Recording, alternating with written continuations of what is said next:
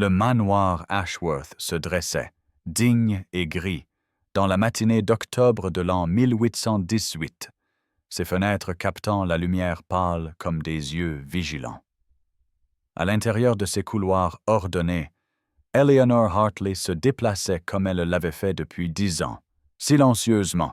et avec une efficacité parfaite, une ombre parmi les ombres, ses mains stables tandis qu'elle attachait les minuscules boutons de la robe de matin de Lady Sophia, pendant que l'enfant babillait à propos du rouge-gorge qu'elle avait vu dans le jardin. Eleanor avait 28 ans, d'une beauté si commune qu'elle n'invitait à aucun second regard. Ses cheveux bruns, toujours soigneusement épinglés sous sa coiffe, sa robe grise, l'uniforme réglementaire d'une dame de compagnie, son visage agréable mais sans traits marquants. Le genre de visage que même les observateurs les plus bienveillants auraient du mal à se remémorer 1 heure après qu'elle eût quitté la pièce.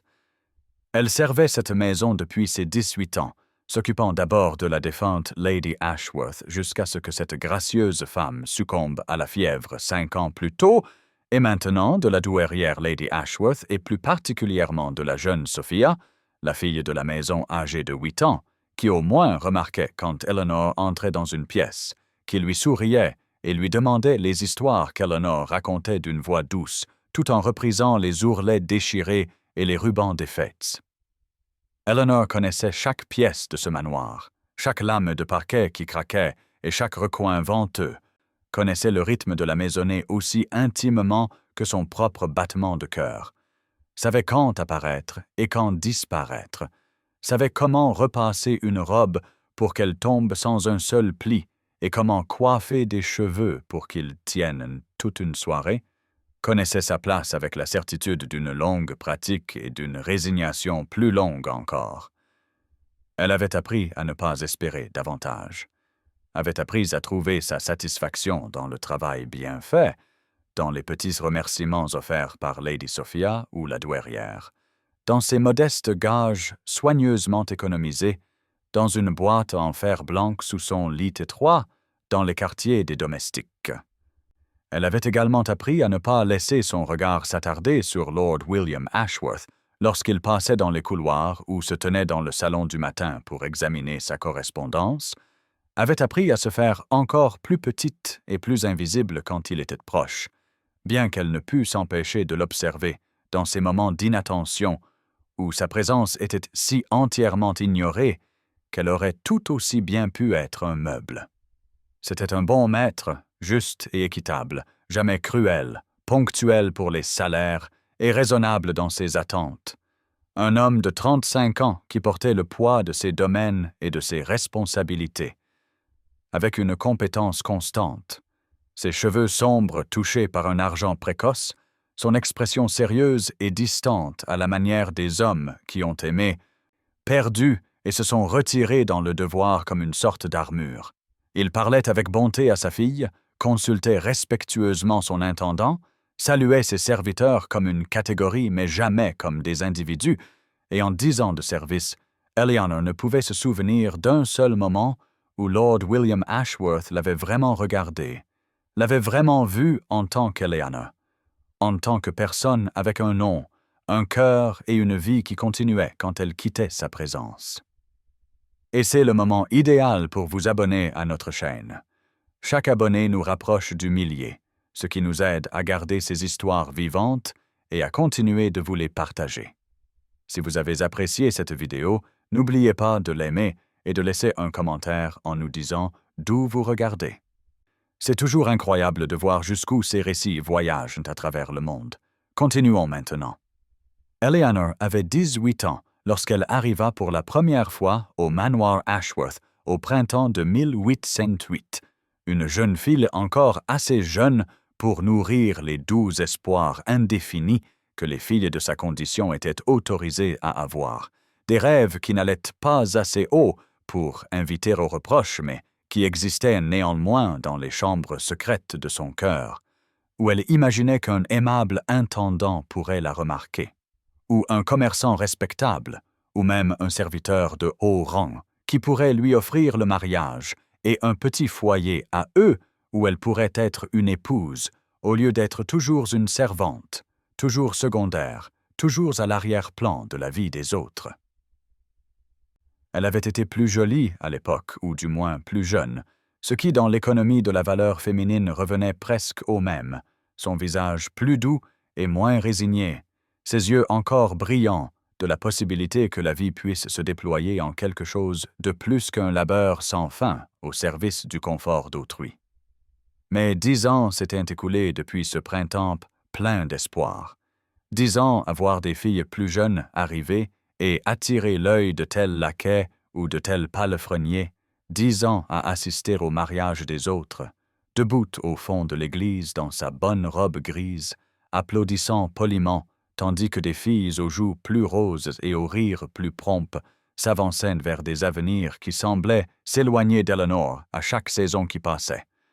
Elle avait maintenant 28 ans, ce qui, dans l'office des domestiques, la plaçait fermement sur l'étagère, passé l'âge où les hommes regardent à 2 fois, passé l'âge où même les espoirs les plus modestes semblaient tout sauf insensés. Et elle avait fait la paix avec cela, comme on fait la paix avec tout aspect immuable de sa condition, de la même manière que l'on accepte le temps qu'il fait ou le cycle des saisons.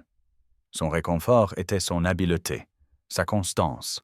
la réputation qu'elle avait acquise pour sa compétence et sa discrétion,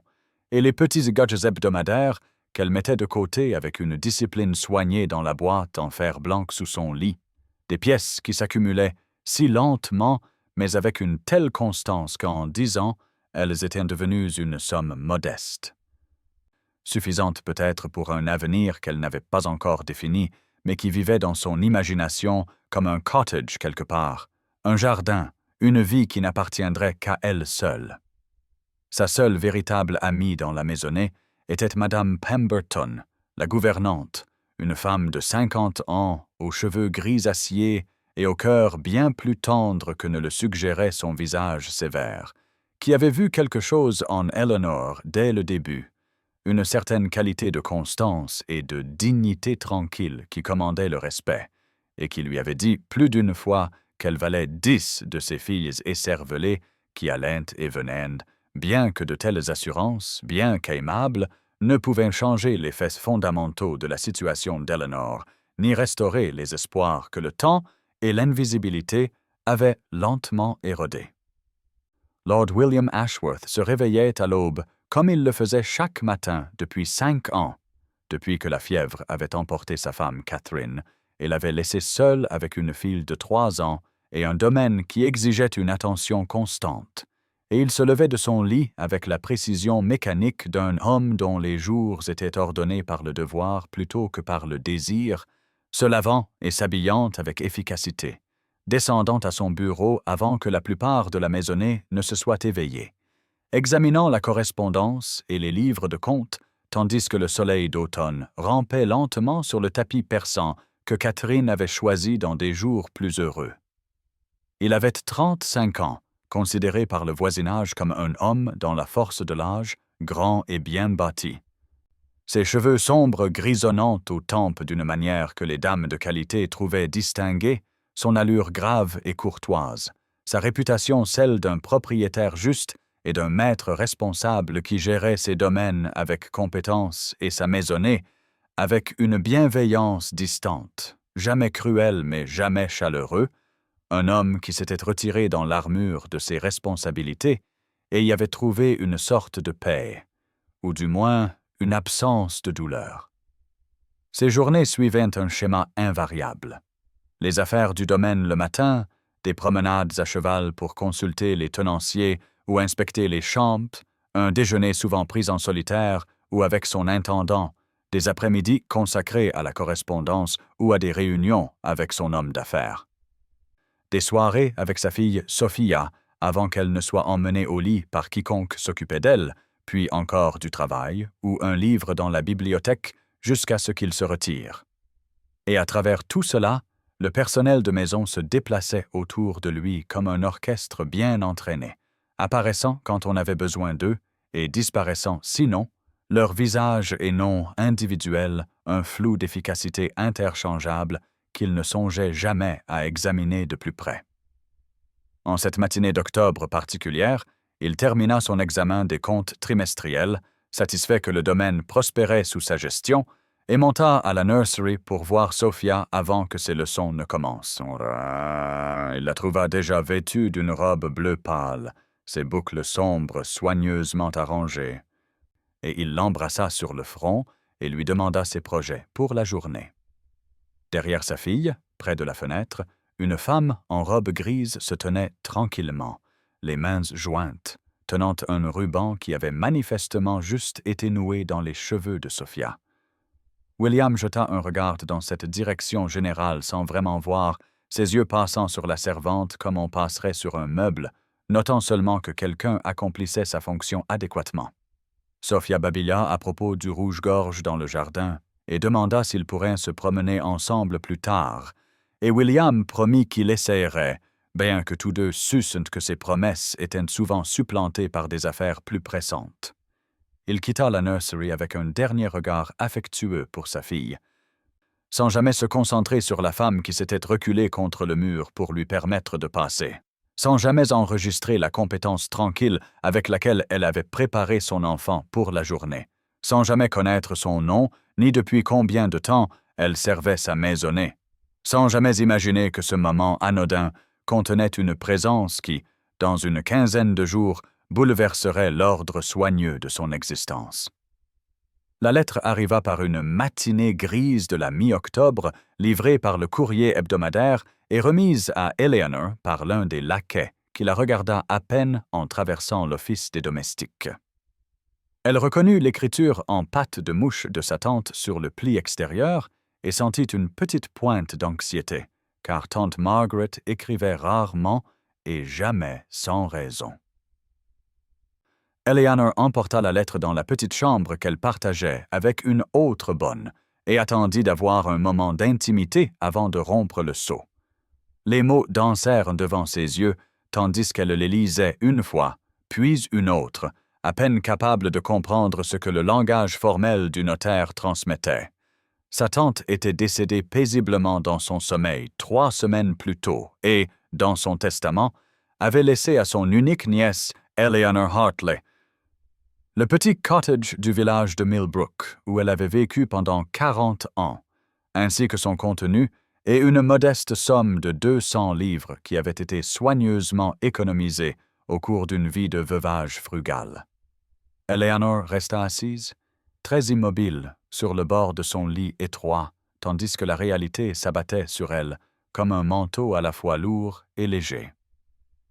C'était la liberté. Ce mince morceau de papier avec ses sceaux officielles et ses phrases juridiques, c'était l'indépendance dont elle avait rêvé de la manière abstraite dont on rêve des choses trop lointaines pour être réelles. Et pourtant, maintenant qu'elle la tenait tangible entre ses mains, elle ne ressentait pas de triomphe, mais une confusion d'émotions qu'elle ne pouvait nommer immédiatement. Le chagrin pour la tante qu'elle n'avait vue qu'une poignée de fois, mais qui s'était néanmoins souvenu d'elle, la gratitude pour ce don qui n'exigeait rien d'elle sinon son acceptation, et sous tout cela, une étrange tristesse douloureuse qui la surprit par son intensité, car cela signifiait quitter le manoir Ashworth, quitter le seul foyer qu'elle ait vraiment connu dans sa vie d'adulte, quitter les routines et les pièces, et même les gens qui ne l'avaient jamais vraiment vue, mais qui avaient néanmoins formé le tissu de son existence pendant 10 ans. Elle resta assise avec la lettre pendant près d'1 heure avant de finalement se lever, de lisser sa robe et d'aller trouver Madame Pemberton. Puis, ensemble, elles allèrent voir Lady Ashworth. Eleanor donna son préavis avec une courtoisie tranquille, expliquant l'héritage et remerciant sa seigneurie pour une décennie d'emploi équitable. Lady Ashworth accepta la nouvelle avec la douce indifférence de quelqu'un qui perd une servante compétente mais finalement remplaçable, exprimant des condoléances de pure forme et demandant seulement qu'Eleanor reste assez longtemps pour former sa remplaçante. Le soir venu, la nouvelle s'était répandue dans l'office des domestiques comme des ondulations dans un étang. Madame Pemberton l'embrassa avec des larmes dans les yeux et la traita de fille chanceuse, tout en pleurant la perte de sa présence stable. Eleanor retourna dans sa petite chambre, plia soigneusement la lettre, la plaça dans sa boîte en fer blanc avec ses économies et sentit l'avenir s'ouvrir devant elle comme une porte menant à un pays qu'elle n'avait jamais vu. Les 2 dernières semaines se déroulèrent avec une étrange qualité onirique, comme si Eleanor marchait à travers des pièces qu'elle avait intimement connues, mais qu'elle voyait maintenant d'une grande distance. Chaque coin et couloir familier prenant le flou artistique du souvenir avant même qu'elle ne soit partie. Elle passa ses journées à former sa remplaçante, une fille nommée Mary qui venait d'avoir 19 ans, avec des joues roses et des yeux brillants qui pétillaient chaque fois qu'un des laquais passait, qui gloussait à la moindre provocation et rougissait quand Lady Ashworth lui parlait. Eleanor observait cette version plus jeune de l'espoir et de la possibilité avec une tendresse qui ne contenait aucune envie, seulement une reconnaissance silencieuse de celle qu'elle avait été elle-même une décennie plus tôt, avant que les années ne lui aient appris l'invisibilité particulière d'être utile mais sans traits marquants. Elle montra à Mary comment Lady Ashworth préférait son thé, quelle robe nécessitait un soin particulier, comment anticiper les besoins avant qu'ils ne soient exprimés. Mary écoutait avec une attention sérieuse. Bien qu'Eleanor soupçonnât que la moitié des instructions seraient oubliées en une semaine, et elle découvrit que cela ne la dérangeait pas, car ce n'était plus son problème, et cette prise de conscience apporta un soulagement si profond qu'il en était presque douloureux. Elle fit ses adieux privés au lieu qui avait façonné ses journées, la petite alcôve près de la nursery, où elle s'était assise d'innombrables fois à repriser des vêtements pendant que Sophia jouait, la fenêtre sur le palier du 2e étage qui donnait sur les jardins où elle avait regardé les saisons tourner 10 fois de suite, l'office des domestiques où elle avait pris 1 millier de repas dans un silence complice. Et à chaque adieu, elle sentait les fils qui la liaient à cet endroit se dénouer un par un. Le jeudi de sa dernière semaine, elle s'autorisa quelque chose qu'elle n'avait jamais permis auparavant, un moment de pure indulgence qu'elle savait dangereux, mais auquel elle ne pouvait résister maintenant qu'elle partait, et était donc à l'abri des conséquences de son propre cœur. Elle s'arrêta devant le bureau où Lord Ashworth était assis, examinant sa correspondance, la porte légèrement entr'ouverte, et elle le regarda simplement, mémorisant la ligne de ses épaules, la façon dont la lumière de l'après-midi se prenait dans ses cheveux, l'expression concentrée qu'il portait quand il était absorbé par son travail. Et elle se laissa reconnaître pour la première fois le sentiment qu'elle avait enfoui si profondément qu'elle s'était presque convaincue qu'il n'existait pas. La tendresse silencieuse et sans espoir qu'elle avait portée pour cet homme qui ne l'avait jamais vraiment vue, qui ne saurait jamais que pendant des années, elle l'avait aimé dans le silence sûr de son propre cœur caché. Elle resta là peut-être 2 minutes, s'accordant cette unique indulgence, ce moment de sentiment honnête, avant de se détourner et de continuer dans le couloir pour plier les châles de Lady Ashworth et les ranger dans la lavande, emportant son secret avec elle comme une fleur pressée dans un livre, belle, exsangue et bien morte. Sophia découvrit qu'Eleanor partait le vendredi précédant son départ, lorsque l'enfant entra en bondissant dans le salon de sa grand-mère pour montrer un ruban qu'elle avait trouvé, et entendit Lady Ashworth instruire la nouvelle bonne, Mary, sur la bonne façon d'arranger sa boîte à bijoux. La petite fille s'était arrêtée net et avait demandé où était passée Eleanor, et Lady Ashworth avait expliqué avec une indifférence désinvolte qu'Eleanor quitterait le service à la fin de la semaine. Sophia était restée très immobile, de cette manière qu'ont les enfants, lorsqu'ils absorbent une nouvelle trop grande pour être comprise immédiatement, puis elle s'était retournée et avait couru à travers les couloirs jusqu'à ce qu'elle trouve Eleanor dans la lingerie en train de plier des draps. Elle s'était jetée aux jupes d'Eleanor avec une férocité qui faillit faire tomber la femme plus âgée à la renverse, criant que ce n'était pas vrai, qu'Eleanor ne pouvait pas partir, qu'elle ne le permettrait pas. Eleanor s'était agenouillée et avait pris l'enfant dans ses bras, sentant son cœur se briser aux larmes qui trempaient de son épaule. Elle avait caressé les boucles sombres de Sophia et murmuré des assurances douces qui ne signifiaient rien, car la vérité restait inchangée. Sophia s'était reculée, l'avait regardé avec ses grands yeux gris si semblables à ceux de son père, et avait exigé de savoir pourquoi partait-elle? Est-ce qu'elle n'aimait plus Sophia? Eleanor avait senti les larmes lui piquer les yeux, en promettant qu'elle l'aimait beaucoup, mais qu'elle devait partir et construire sa propre vie maintenant. Sophia avait alors déclaré, avec la conviction absolue d'une enfant de 8 ans, qu'elle demanderait à papa d'arranger ça, que papa pouvait tout faire, qu'il ferait rester Eleanor. Ce soir-là, au souper, dont Eleanor ne fut au courant que parce que Madame Pemberton le lui raconta plus tard, avec un mélange de sympathie et d'inquiétude, Sophia avait refusé de manger et avait supplié son père, avec une insistance croissante de faire rester Eleanor, de lui offrir un meilleur salaire, de lui ordonner de ne pas partir. Lord Ashworth avait levé les yeux de sa soupe avec une légère surprise et avait demandé qui était Eleanor.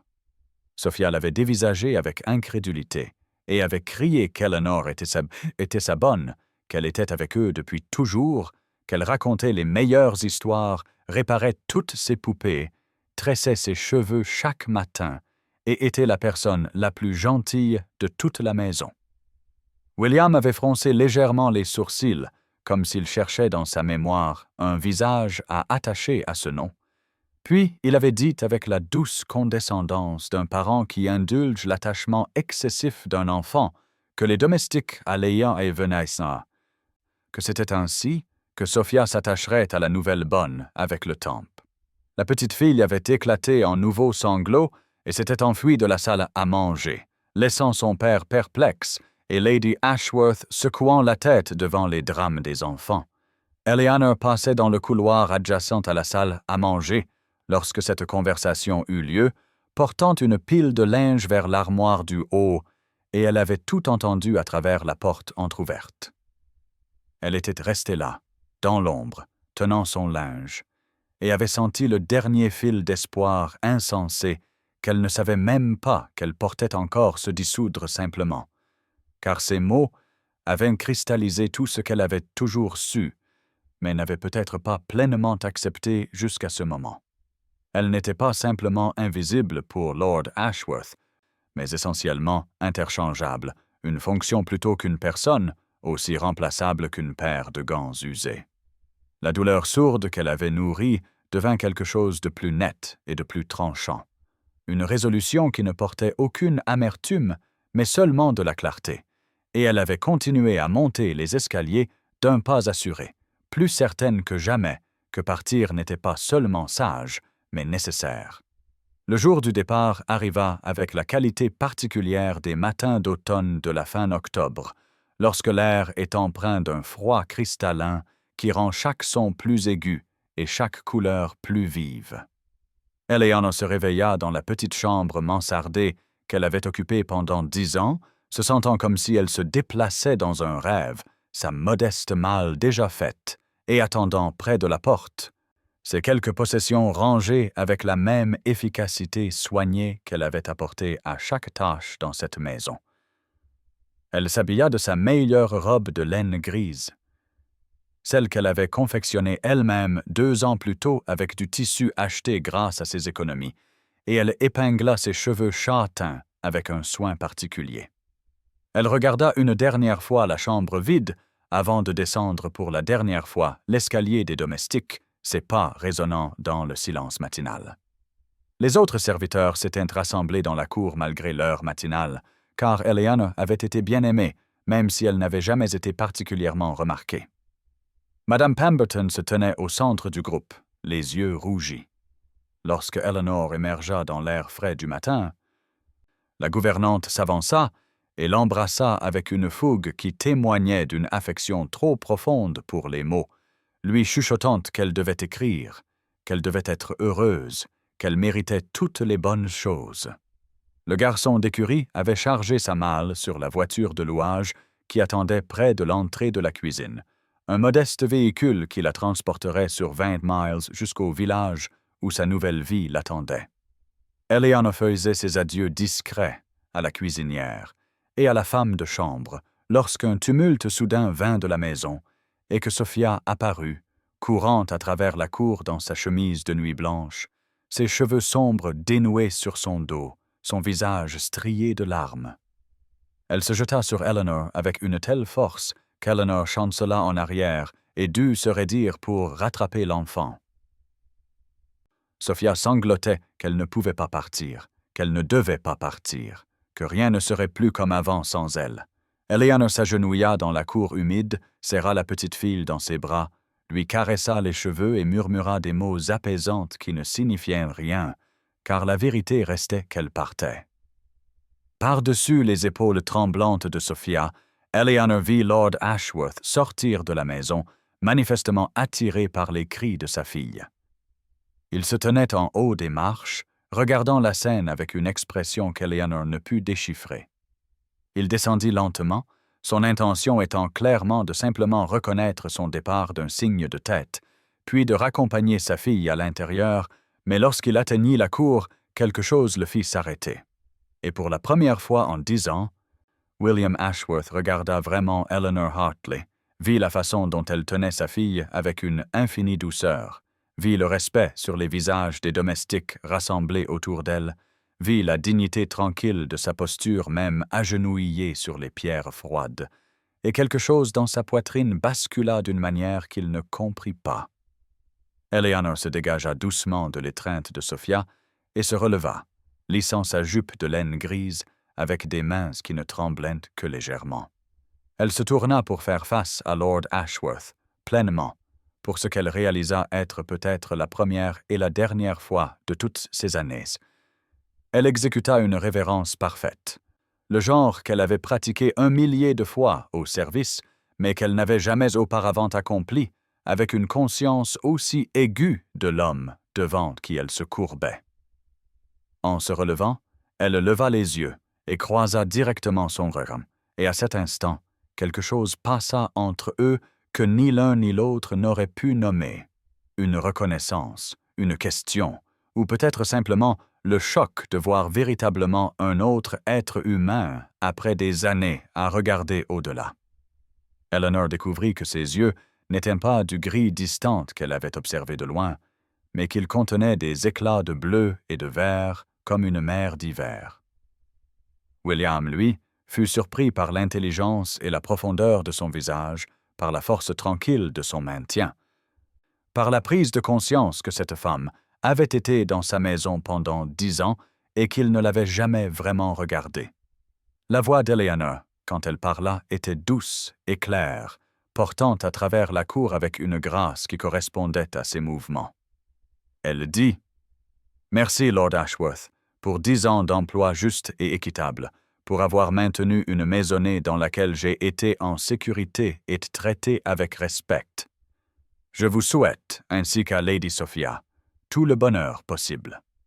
Ces mots ne contenaient aucune amertume, aucune accusation, aucune supplique pour la reconnaissance de l'oubli qui avait défini leur non-relation, seulement une gratitude simple et sincère qui, d'une certaine manière, fit ressentir à William plus de honte que n'importe quel reproche n'aurait pu le faire. Elle soutint son regard un instant de plus, puis elle sourit, un petit sourire triste qui transforma ses traits ordinaires en quelque chose de presque lumineux, et elle murmura « Adieu », le mot si doux qu'il se perdit presque dans l'air d'automne. Elle se détourna de lui avec une finalité qui ressemblait à une porte se refermant. William resta figé tandis qu'Eleanor se dirigeait vers la voiture, que le cocher l'aidait à monter dans le modeste véhicule, qu'elle s'installait sur le siège usé et arrangeait ses jupes avec la même efficacité soignée qu'elle avait sûrement apportée à chaque tâche dans sa maison. Sophia pleurait de nouveau, Madame Pemberton tamponnait ses yeux, et les autres domestiques faisaient des signes de la main et lançaient des adieux, mais William ne pouvait ni bouger ni parler. Il ne pouvait que rester là tandis que le cocher montait à son siège et prenait les rênes. La voiture s'ébranla, les roues crissant sur le gravier, et Eleanor ne se retourna pas, son visage résolument tourné vers l'avenir qui l'attendait dans ce village lointain. William ressentit quelque chose qu'il n'avait pas ressenti depuis 5 ans, pas depuis que la mort de sa femme l'avait laissé engourdi et vidé. Il ressentit un sentiment de perte vif et immédiat, la conviction que quelque chose de précieux lui glissait entre les doigts, et il ne le comprenait pas, car comment pouvait-il perdre ce qu'il n'avait jamais su qu'il possédait? William retourna à la maison, la main de Sophia serrée dans la sienne, l'enfant encore secoué par des sanglots qui agitaient ses fines épaules. Il la souleva dans ses bras. Bien qu'elle fût peut-être en train de devenir trop grande pour être portée ainsi, et il sentit l'humidité de ses larmes tremper son col tandis qu'il montait les escaliers vers la nursery, où sa nouvelle gouvernante attendait avec une expression désapprobatrice face à la perturbation de la routine matinale. Il installa Sophia sur le siège de la fenêtre de sa chambre, le même endroit où Eleanor avait dû s'asseoir avec elle d'innombrables fois, et il s'agenouilla devant sa fille et tenta de trouver les mots qui la réconforteraient, mais constata qu'il n'en avait aucun, car il ne comprenait pas vraiment la profondeur de sa détresse.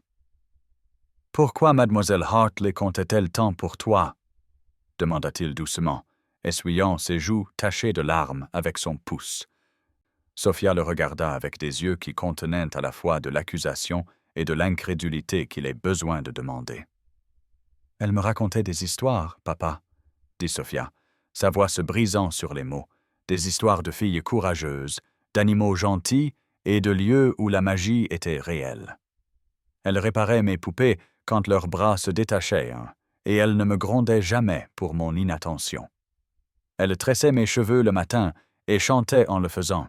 et elle me disait que j'étais intelligente quand je lisais un passage difficile, et elle disait que je deviendrais forte et bonne en grandissant. La litanie continua. Chaque élément, une petite bonté dont William n'avait jamais rien su, dont il n'avait jamais été témoin, qu'il n'avait jamais songé à remarquer. À chaque révélation, il sentait son ignorance peser plus lourdement sur lui comme un fardeau qu'il ne pouvait déplacer. Il persuada Sophia de prendre un peu de petit déjeuner, bien qu'elle ne fît que picorer son toast, puis il la laissa aux soins de la gouvernante et descendit à son bureau où il avait l'intention de s'occuper de sa correspondance, mais se retrouva à fixer les papiers sans les voir. Il sonna pour Madame Pemberton et, lorsque la gouvernante arriva, il lui demanda de s'asseoir, une familiarité qui fit hausser ses sourcils. Il l'interrogea sur Eleanor Hartley, sur le genre de personne qu'elle avait été, sur la raison pour laquelle toute la maisonnée semblait pleurer son départ. Madame Pemberton le regarda avec une expression qui mêlait le respect pour sa position et une certaine réserve protectrice. Puis elle lui dit qu'Eleanor avait été la travailleuse la plus constante et la plus capable qu'elle connût en 30 ans de service, qu'elle ne se plaignait jamais, ne rechignait jamais à la tâche, ne causait jamais de problèmes, qu'elle était bonne avec tout le monde, de la plus humble souillon à Lady Ashworth elle-même, et que la maisonnée avait fonctionné plus harmonieusement grâce à sa compétence discrète. « Elle est ici depuis 10 ans, » dit William, le nombre lui semblant soudainement significatif et honteux. Madame Pemberton hocha la tête et dit « Oui, milord, 10 ans. Et pendant tout ce temps, elle n'a jamais demandé de faveur particulière, ni attiré l'attention sur elle. C'est pourquoi, je suppose, il était si facile de ne pas la voir, bien que ce fût un grand tort de ne pas la voir néanmoins. » William congédia Madame Pemberton avec de discrets remerciements et s'assit seul dans son bureau, tandis que la lumière de l'après-midi filtrait à travers les hautes fenêtres, illuminant des grains de poussière qui flottaient dans l'immobilité. Il se trouva incapable de se concentrer sur les registres du domaine ouvert devant lui ou sur la correspondance qui requérait son attention.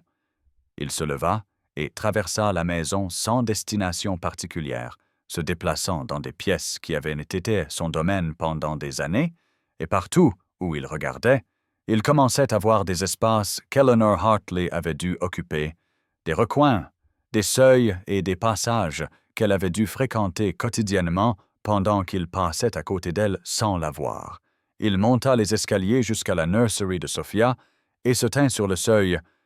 regardant le siège de la fenêtre avec ses coussins délavés, imaginant Eleanor assise là, sa fille blottie contre elle, racontant des histoires de cette voix douce et claire qu'il n'avait pleinement entendue pour la première fois que ce matin-là.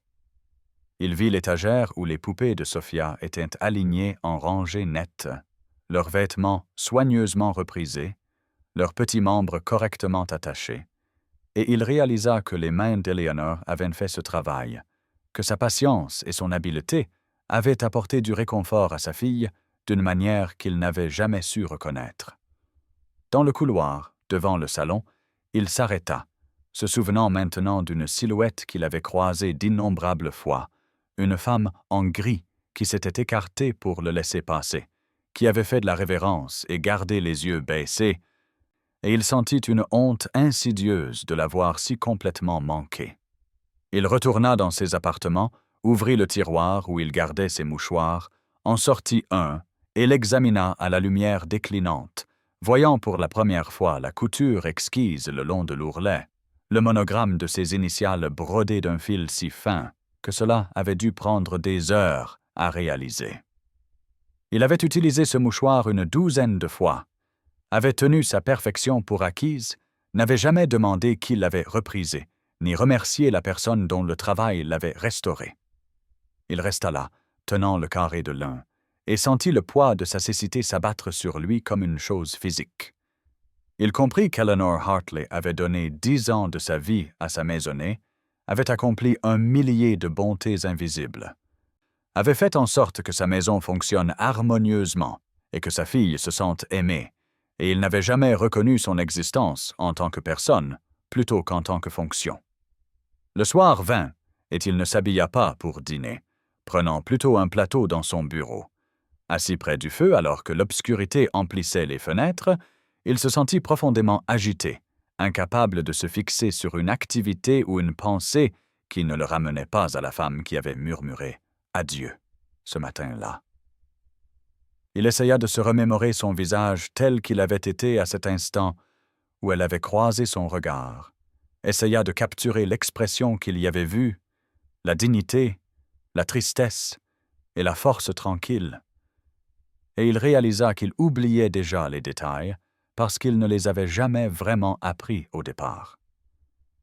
William se réveilla avant l'aube avec une agitation vibrante dans ses membres qui rendait tout sommeil supplémentaire impossible. Il se leva et s'habilla sans appeler son valet, enfilant des vêtements d'équitation avec des mains qui semblaient maladroites et pressées. Il se déplaça dans la maison silencieuse alors que la lumière grise commençait à filtrer par les fenêtres, passant devant les portes fermées des chambres où sa maisonnée dormait encore. Il descendit aux écuries où les palefreniers commençaient tout juste leur routine matinale et furent surpris de son apparition précoce. Il ordonna qu'on lui prépare son cheval, son meilleur hongre, celui qui avait l'endurance pour une longue chevauchée. Et pendant qu'on sellait l'animal, il dit au chef d'écurie perplexe qu'il serait parti pour la journée et d'informer son intendant que les affaires du domaine devraient attendre.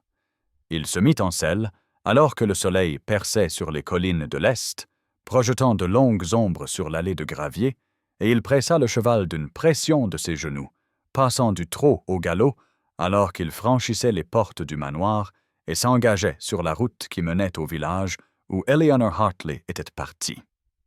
En chevauchant, il se disait que ce n'était qu'une question de devoir, qu'en tant qu'ancien employeur, il avait une certaine responsabilité de s'assurer qu'elle était arrivée saine et sauve à son héritage, qu'il était juste de vérifier qu'elle disposait de ressources suffisantes et n'avait pas besoin d'aide. Mais même en formulant ces justifications dans son esprit, il savait qu'elles n'étaient que de minces prétextes pour autre chose, quelque chose qu'il ne pouvait encore nommer, une urgence qui n'avait rien à voir avec le devoir et tout à voir avec la façon dont sa voix avait résonné lorsqu'elle avait murmuré « Adieu », le regard dans ses yeux lorsqu'ils s'étaient croisés pour cet unique instant sans garde. La campagne défilait devant lui dans des teintes d'or et d'ambre, l'automne à son apogée, les haies épaisses de baies et les champs en jachère après la récolte. Et il poussa le cheval plus vite qu'il n'était peut-être sage sur les routes défoncées, mu par un besoin qu'il ne comprenait pas entièrement. Ses pensées s'agitaient tandis que les miles passaient sous lui, tournant autour des révélations de la veille, de la litanie des bontés que Sophia avait racontées, du témoignage discret de Madame Pemberton sur la valeur d'Eleanor, du mouchoir à la couture parfaite qui ne représentait qu'un des innombrables travaux invisibles. Il pensait à la femme qui avait vécu dans sa maison pendant 10 ans, qui avait traversé ses journées comme un fantôme, et il sentit la honte s'installer profondément dans sa poitrine de l'avoir si complètement manqué, d'avoir tenu sa présence pour acquise. Le soleil monta plus haut pendant sa chevauchée, réchauffant l'air, et il commença à se demander ce qu'il dirait en arrivant à son cottage, comment il expliquerait ce voyage impulsif, quels mots il pourrait bien offrir qui donneraient un sens à la compulsion qu'il avait chassée de son lit avant l'aube pour poursuivre une femme qu'il n'avait jamais vraiment connue. William arriva au village juste après midi, lorsque le soleil d'automne était haut et brillant. Il ralentit son cheval au pas en passant devant les petites boutiques et les cottages qui bordaient la rue principale, demandant son chemin à une femme qui balayait son seuil et qui lui indiqua une ruelle qui s'éloignait du centre du village vers un bosquet de chênes, déjà à moitié dénudés de leurs feuilles. Il trouva le cottage facilement, une petite structure en pierre, avec un toit de chaume et un portail de jardin qui pendait légèrement de travers sur ses gonds.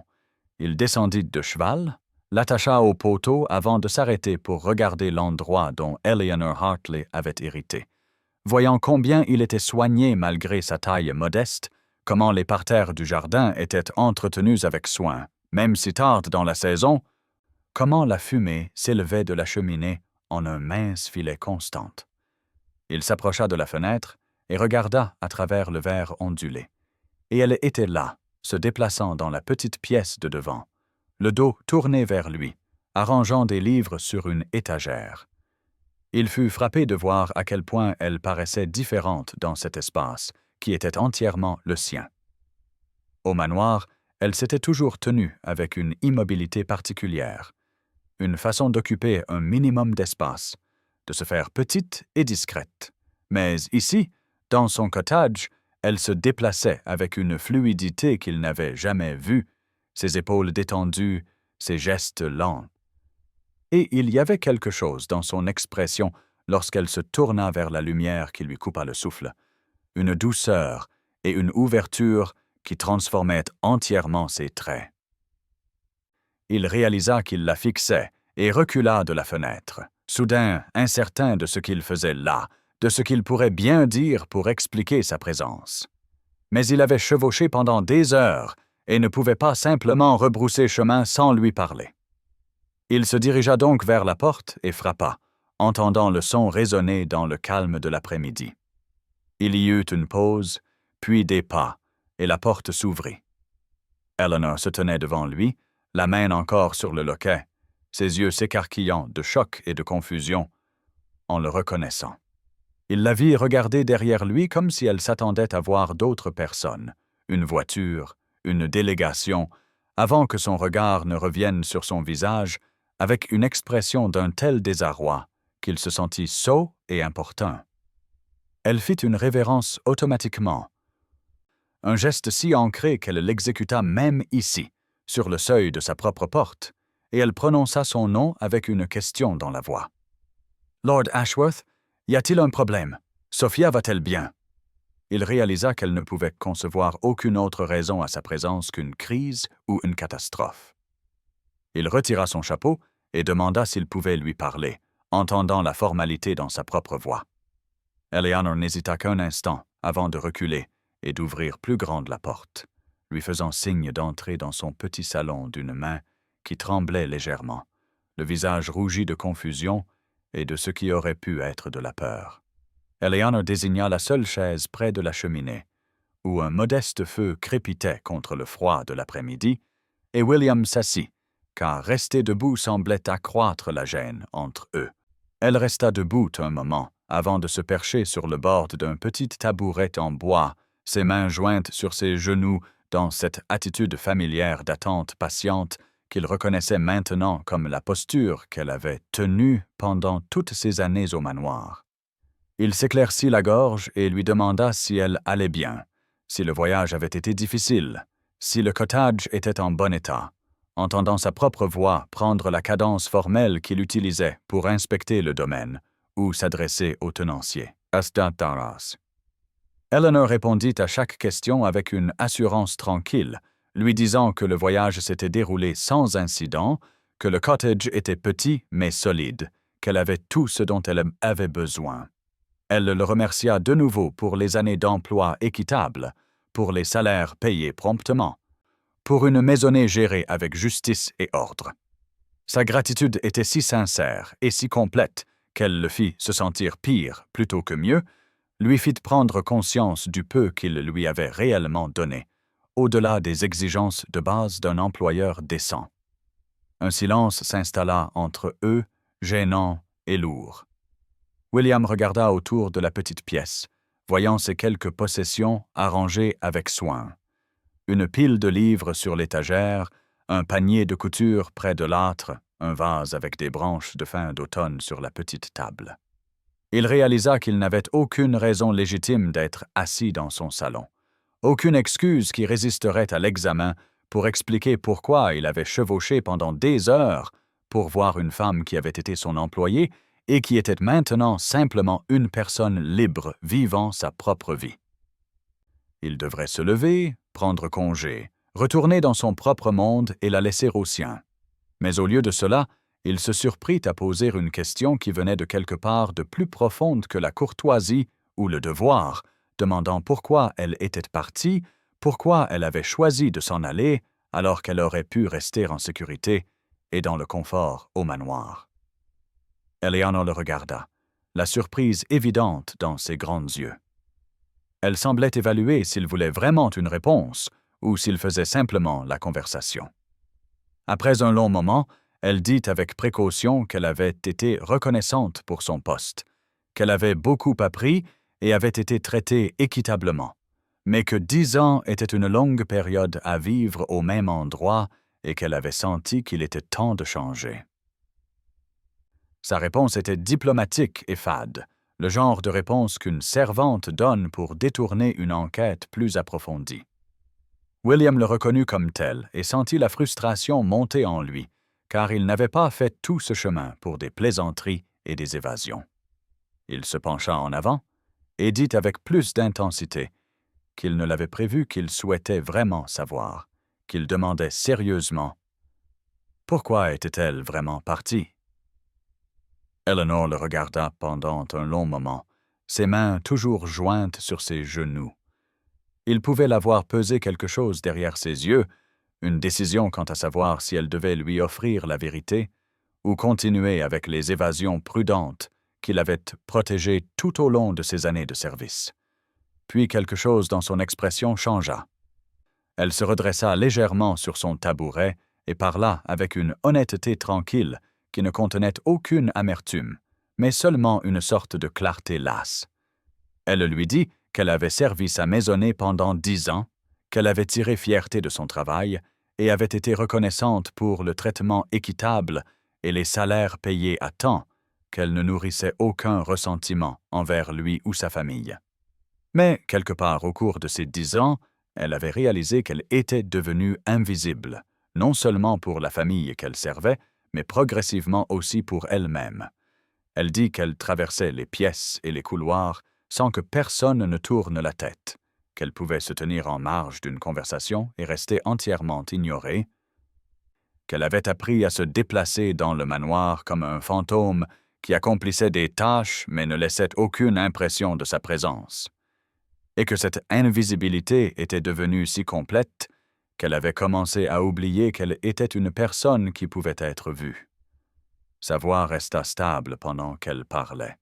et William resta figé sur sa chaise, chaque mot s'abattant sur lui avec le poids d'une accusation, bien qu'elle n'en offrît aucune, seulement la simple vérité livrée sans rancœur. Elle lui dit que lorsque la lettre concernant le cottage de sa tante était arrivée, elle l'avait reconnue comme une chance de vivre dans un endroit où elle pourrait être visible, ne serait-ce que pour elle-même, où elle pourrait se regarder dans un miroir et se souvenir qu'elle existait en tant que plus qu'une paire de mains qui reprisaient « arrangéent et servéent ». Elle dit qu'elle voulait marcher dans une rue et que quelqu'un lui fasse un signe de tête en la reconnaissant, s'occuper d'un jardin qui lui appartienne, s'asseoir près d'un feu le soir et savoir que l'espace qu'elle occupait comptait parce qu'il était le sien et qu'elle l'avait choisi.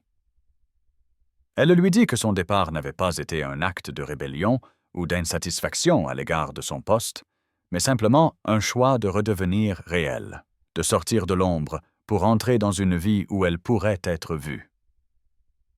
En terminant de parler,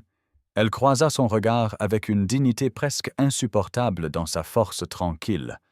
attendant la réponse qu'il pourrait offrir à cette confession d'une décennie d'effacement qu'il n'avait jamais remarquée et qu'elle avait endurée sans se plaindre.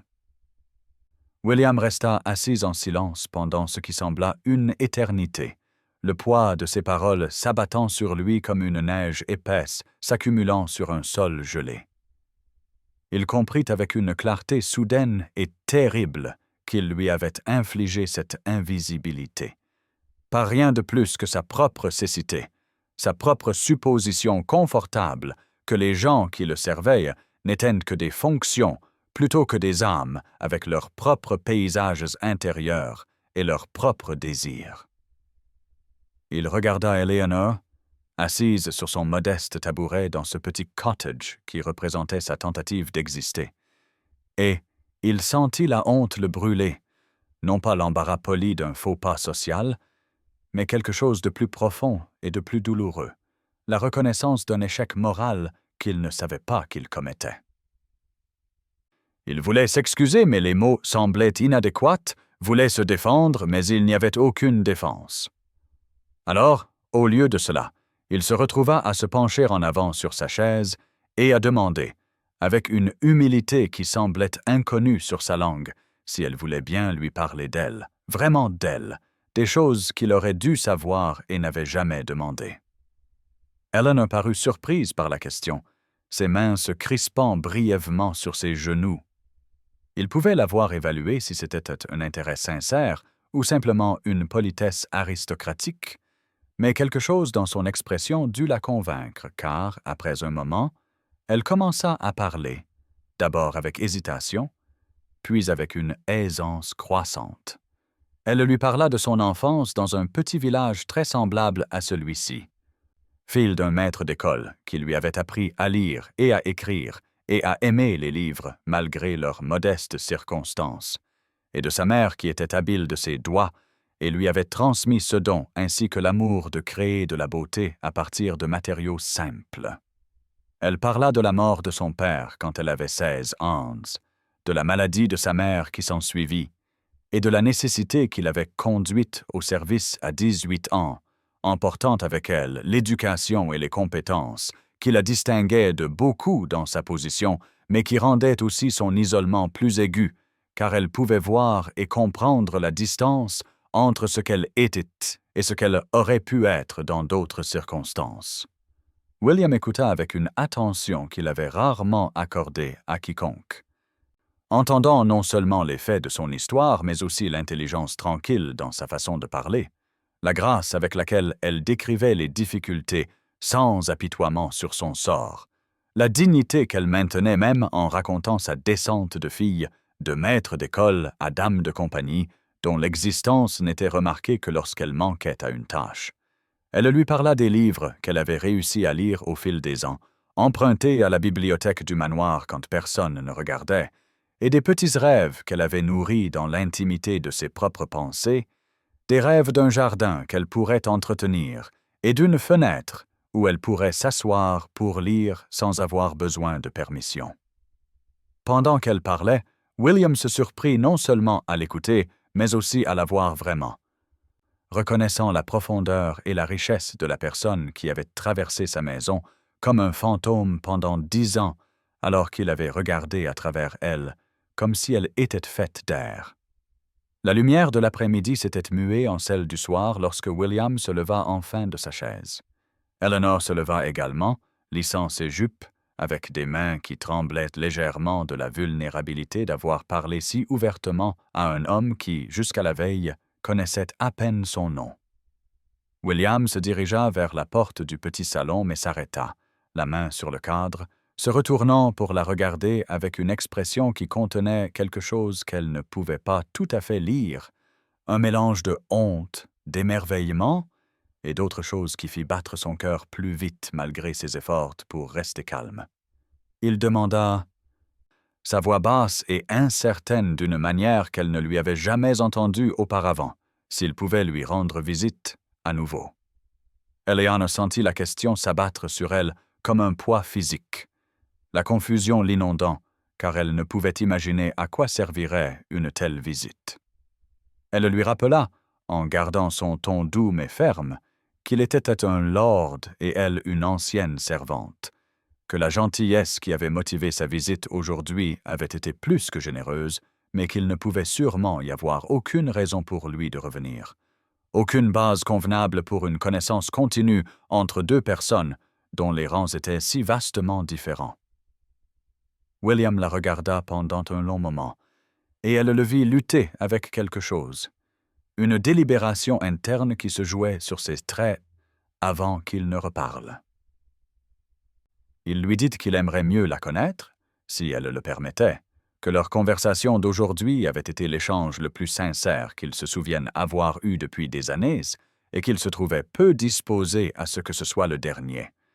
Eleanor sentit ses instincts protecteurs s'éveiller, les habitudes d'autoconservation qui avaient gardé son cœur en sécurité pendant 10 ans d'invisibilité,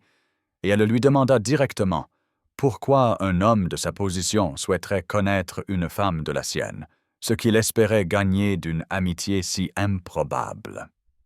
William resta silencieux, et elle put le voir peser ses mots avec un soin inhabituel avant de répondre avec une honnêteté qui sembla le surprendre autant qu'elle la surprit. Il dit qu'il ne pouvait pas tout à fait l'expliquer lui-même,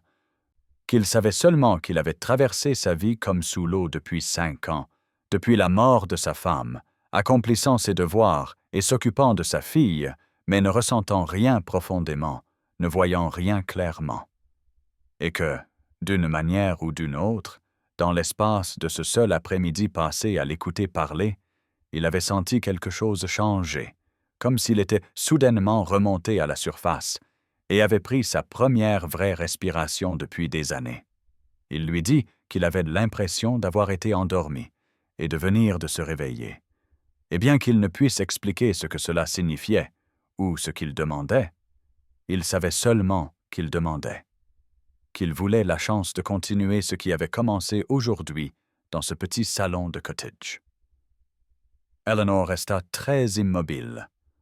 son cœur martelant contre ses côtes, déchiré entre l'espoir dangereux qui voulait dire oui et la peur protectrice qui la pressait de le renvoyer avant que l'un ou l'autre ne puisse être blessé par l'impossibilité de ce qu'il semblait suggérer. Elle regarda son visage, y vit une incertitude sincère, un espoir sincère, et se surprit à hocher lentement la tête, acceptant une visite de plus, bien qu'elle se dit, même en parlant, qu'une de plus devrait être la dernière, qu'elle ne pouvait pas laisser cela devenir quelque chose qui lui briserait le cœur une fois de plus. William retourna vers le manoir Ashworth à travers le crépuscule naissant. L'air de novembre vif contre son visage et le rythme des sabots de son cheval ne faisant rien pour calmer le tumulte de pensées qui s'agitait dans son esprit avec une insistance qu'il ne pouvait ni rejeter ni contrôler. Il s'était rendu au cottage d'Eleanor sans but précis, au-delà d'une vague idée de s'assurer de son bien-être,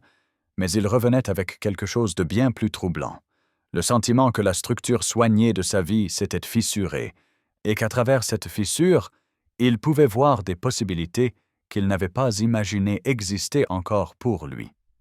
La conversation dans son petit salon se rejouait sans cesse dans sa mémoire, non seulement les mots, mais la qualité de l'échange, la façon dont elle avait écouté et répondu avec une intelligence et une réflexion dont il réalisa qu'il avait été sevré sans le savoir.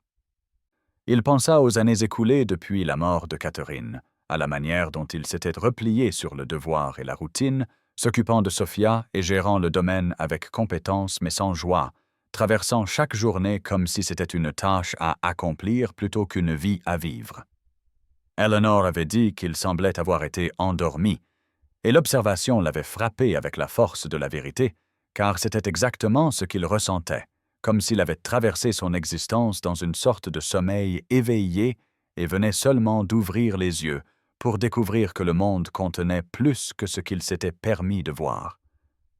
Il arriva au manoir alors que la nuit tombait complètement, confia son cheval à un palefrenier qui le regarda avec une curiosité à peine dissimulée, et entra dans la maison où Sophia accourut pour lui demander où il avait été toute la journée. Il lui dit qu'il était allé voir comment allait mademoiselle Hartley, et le visage de sa fille s'illumina d'un tel espoir qu'il sentit son cœur se tordre, car elle demanda immédiatement si Eleanor allait bien et si elle pourrait revenir, et il dut lui dire doucement que non, Eleanor ne retournerait pas au manoir, bien que même en le disant, il se surprit à se demander si c'était entièrement vrai. Les 3 jours suivants passèrent avec une lenteur angoissante, chaque heure s'étirante, tandis que William essayait de se concentrer sur ses responsabilités, mais voyait ses pensées revenir encore et encore à la femme dans le cottage, à la courbe de son cou lorsqu'elle baissait la tête en parlant, à la façon dont ses mains bougeaient expressivement lorsqu'elle décrivait son enfance, à la dignité tranquille avec laquelle elle habitait son petit espace et ses modestes rêves. Il se disait qu'il était insensé, que son intérêt n'était que le résultat de 5 ans d'isolement et de la nouveauté d'une conversation sincère, mais il savait, même en formulant l'excuse, qu'elle était insuffisante pour expliquer l'agitation qui le poussait de pièce en pièce et rendait le sommeil insaisissable. Le matin du 4e jour, il se rendit à sa bibliothèque et choisit un volume qu'il avait lu des années auparavant et adoré, un recueil de poésie qu'il pensait qu'Eleanor pourrait apprécier d'après ce qu'elle lui avait dit de ses goûts. Et il retourna à son cottage avec le livre soigneusement enveloppé dans un tissu et son cœur battant plus fort que ne le justifiait une si simple course. Eleanor le vit approcher depuis la fenêtre de sa cuisine où elle lavait la vaisselle du petit-déjeuner, et son cœur fit un bond surpris lorsqu'elle reconnut Lord Ashworth remontant la ruelle étroite vers son cottage le 4e jour après sa première visite, plus tôt qu'elle n'avait osé l'espérer et portant quelque chose enveloppé dans un tissu qu'il manipulait avec une attention soignée. Elle s'essuya rapidement les mains et lissa ses cheveux, se réprimandant pour le flottement nerveux dans son estomac tandis qu'elle allait à la porte, l'ouvrant juste au moment où il descendait de cheval et attachait sa monture au poteau qu'elle n'avait pas encore correctement réparé. Il la salua avec moins de gêne que lors de leur précédente rencontre, son expression chaleureuse et légèrement incertaine, alors qu'il demandait s'il pouvait entrer, et elle s'écarta pour le laisser pénétrer dans le petit salon qui sembla soudain encore plus petit avec sa présence le remplissant. William déballa le tissu pour révéler un volume de poésie, expliquant qu'il avait pensé à leur conversation sur son amour de la lecture et s'était souvenu de ce livre de sa propre bibliothèque, se demandant si elle l'apprécierait. Eleanor le prit de ses mains, qui tremblaient légèrement, en lisant le dos, et reconnut un recueil qu'elle avait longtemps désiré lire, mais n'avait jamais eu les moyens d'acquérir. Elle le remercia avec un sentiment sincère, touché non seulement par le cadeau lui-même, mais aussi par le fait qu'il avait écouté assez attentivement pour se souvenir de ce qu'elle lui avait dit, et s'était suffisamment soucié pour agir sur cette connaissance. Elle prépara le thé pendant qu'il s'installait dans le fauteuil près de la fenêtre, et lorsqu'elle le rejoignit, la conversation commença plus facilement qu'auparavant, l'étrangeté initiale laissant place à quelque chose qui semblait presque naturel, alors qu'ils parlaient de livres et d'auteurs qu'ils admiraient tous les deux. William l'interrogea sur ses projets pour le cottage et le petit lopin de jardin derrière, et Eleanor se surprit à décrire ses espoirs avec plus d'enthousiasme qu'elle ne l'avait prévu,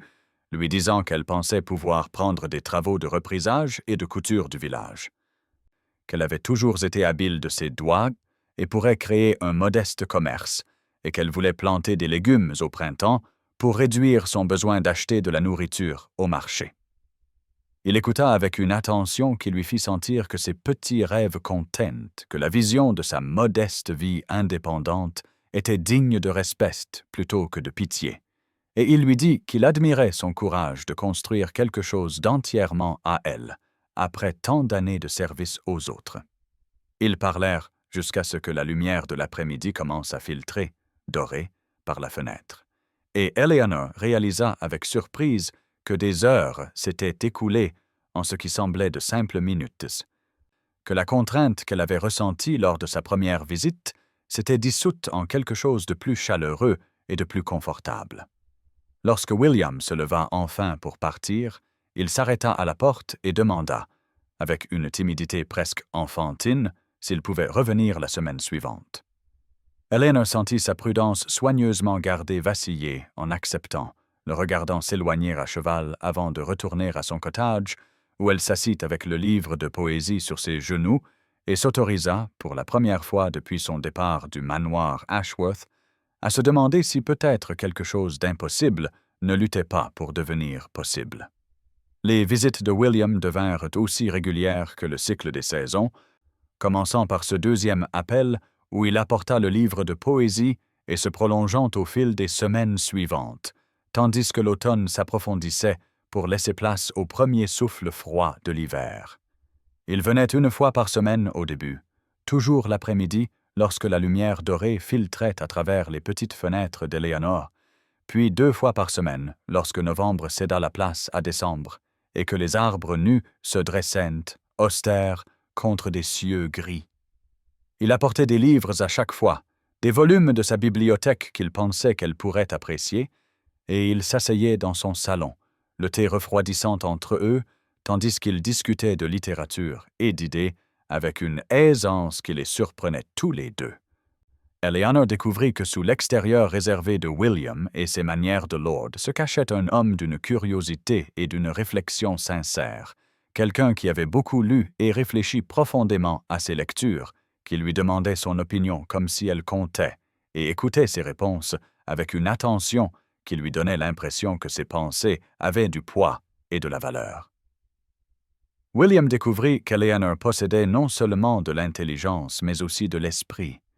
un humour discret qui émergeait lorsqu'elle se sentait assez en sécurité pour le laisser paraître, et une perspicacité sur la nature humaine issue d'années d'observation depuis les marges de la vie des autres. Ils parlaient de romans et de poésie, de philosophie et d'histoire, des petits détails de la vie quotidienne et des grandes questions qui hantent les gens réfléchis aux heures tranquilles. La formalité qui avait marqué leur première conversation s'adoucit progressivement pour devenir quelque chose de plus chaleureux, la distance prudente entre eux se réduisant peu à peu, alors que Lord Ashworth devenait William dans ses pensées, bien que jamais encore sur ses lèvres, et que Mademoiselle Hartley devenait Eleanor dans son esprit, bien qu'il s'adressât encore à elle avec un respect convenable. L'attraction qui grandissait entre eux était tacite mais indéniable, présente dans la façon dont ses yeux suivaient ses mouvements lorsqu'elle versait le thé, dans la façon dont son souffle se coupait légèrement lorsqu'il se penchait en avant pour faire valoir un point, dans les silences de plus en plus longs qui tombaient entre eux, non pas gênants, mais chargés de conscience. Pourtant, ni l'un ni l'autre ne donnait voix à ce qu'ils commençaient à ressentir, car le gouffre entre leurs rangs restait vaste et infranchissable aux yeux du monde. Et tous deux savaient que reconnaître l'attirance entre eux serait affronter une impossibilité qui pourrait briser la fragile compagnie qu'ils avaient bâtie. La neige commença à tomber au début de décembre, poudrant de blanc le village et le jardin d'Eleanor, et William continuait de venir, chevauchant à travers le froid et les intempéries, pour s'asseoir dans son petit cottage et parler comme s'il n'y avait nulle part ailleurs, où il préférerait être, et rien de plus important que la conversation qu'ils menaient. Eleanor se disait qu'elle devrait y mettre un terme, qu'elle accumulait un chagrin d'amour à chaque visite, mais elle découvrit qu'elle ne pouvait pas le repousser, ne pouvait pas se refuser ces heures où elle était vraiment vue et entendue après tant d'années d'invisibilité. Les ragots atteignirent le manoir Ashworth comme le givre rampant sur une vitre, lent, inévitable et impossibles à ignorer, se propageant dans l'office des domestiques et montant par l'escalier de service jusqu'à parvenir aux oreilles de la douairière Lady Ashworth, la mère de William, qui avait déménagé au Douar après le mariage de son fils mais conservait un vif intérêt pour les affaires du domaine et la réputation de la famille. Elle arriva au manoir par un froid après-midi de décembre où le ciel était bas et gris, sa voiture s'arrêtant devant l'entrée principale avec une détermination qui fit échanger des regards inquiets au laquais. Elle entra d'un pas vif dans le bureau de William sans attendre d'être annoncée, son expression furieuse sous sa coiffe de veuve. William leva les yeux des registres du domaine qu'il examinait avec seulement la moitié de son attention, son esprit dérivant comme il le faisait si souvent ces jours-ci vers le cottage d'Eleanor et la conversation qu'ils avaient partagée la veille, et il vit immédiatement au visage de sa mère que quelque chose avait provoqué son considérable mécontentement. Elle ne perdit pas de temps en politesse, exigeant de savoir si les rumeurs qu'elle avait entendues étaient vraies. S'il avait bien rendu visite à son ancienne bonne avec une fréquence qui avait fait jaser les langues du village au chef-lieu du comté. William sentit une pointe d'agacement face à cette intrusion dans sa vie privée, tout en reconnaissant qu'il savait que cette confrontation était inévitable. Il confirma que oui, il avait rendu visite à Mademoiselle Hartley, qu'elle était une femme d'intelligence et de caractère qu'il en était venu à apprécier. Le visage de sa mère se figea dans une fureur à peine contenue par l'éducation et les convenances, et elle lui demanda s'il comptait ruiner la réputation de la jeune fille ou se ridiculiser complètement et traîner le nom de la famille dans le scandale. William posa sa plume avec un soin délibéré et dit à sa mère, avec un calme qui le surprit lui-même en prononçant les mots, qu'il en était venu à aimer profondément Eleanor, qu'il trouvait en sa compagnie une paix et une joie qu'il n'avait pas connues depuis la mort de sa femme et qu'il pensait ne jamais plus ressentir. Le silence qui suivit fut terrible, sa mère le dévisageant comme s'il avait annoncé son intention d'entrer dans les ordres ou de s'embarquer pour les Amériques. Puis elle se mit à parler de devoirs, de rang, de partis appropriés, des 20 jeunes filles de bonne famille qui seraient honorées de son attention, de ce que la société dirait si un père du royaume épousait une servante, des dommages causés aux perspectives de Sophia et à la position de la famille. William écouta sans l'interrompre, mais quand elle eut fini, il lui dit tranquillement que son esprit n'était pas encore entièrement décidé, mais que son cœur connaissait sa propre inclination, et qu'il ne se laisserait pas influencer par des considérations de rang lorsqu'il s'agissait de sentiments et de liens authentiques. Sa mère partit dans un froufrou de soie et d'indignation qui résonna dans le manoir longtemps après que sa voiture eut disparu au bout de l'allée.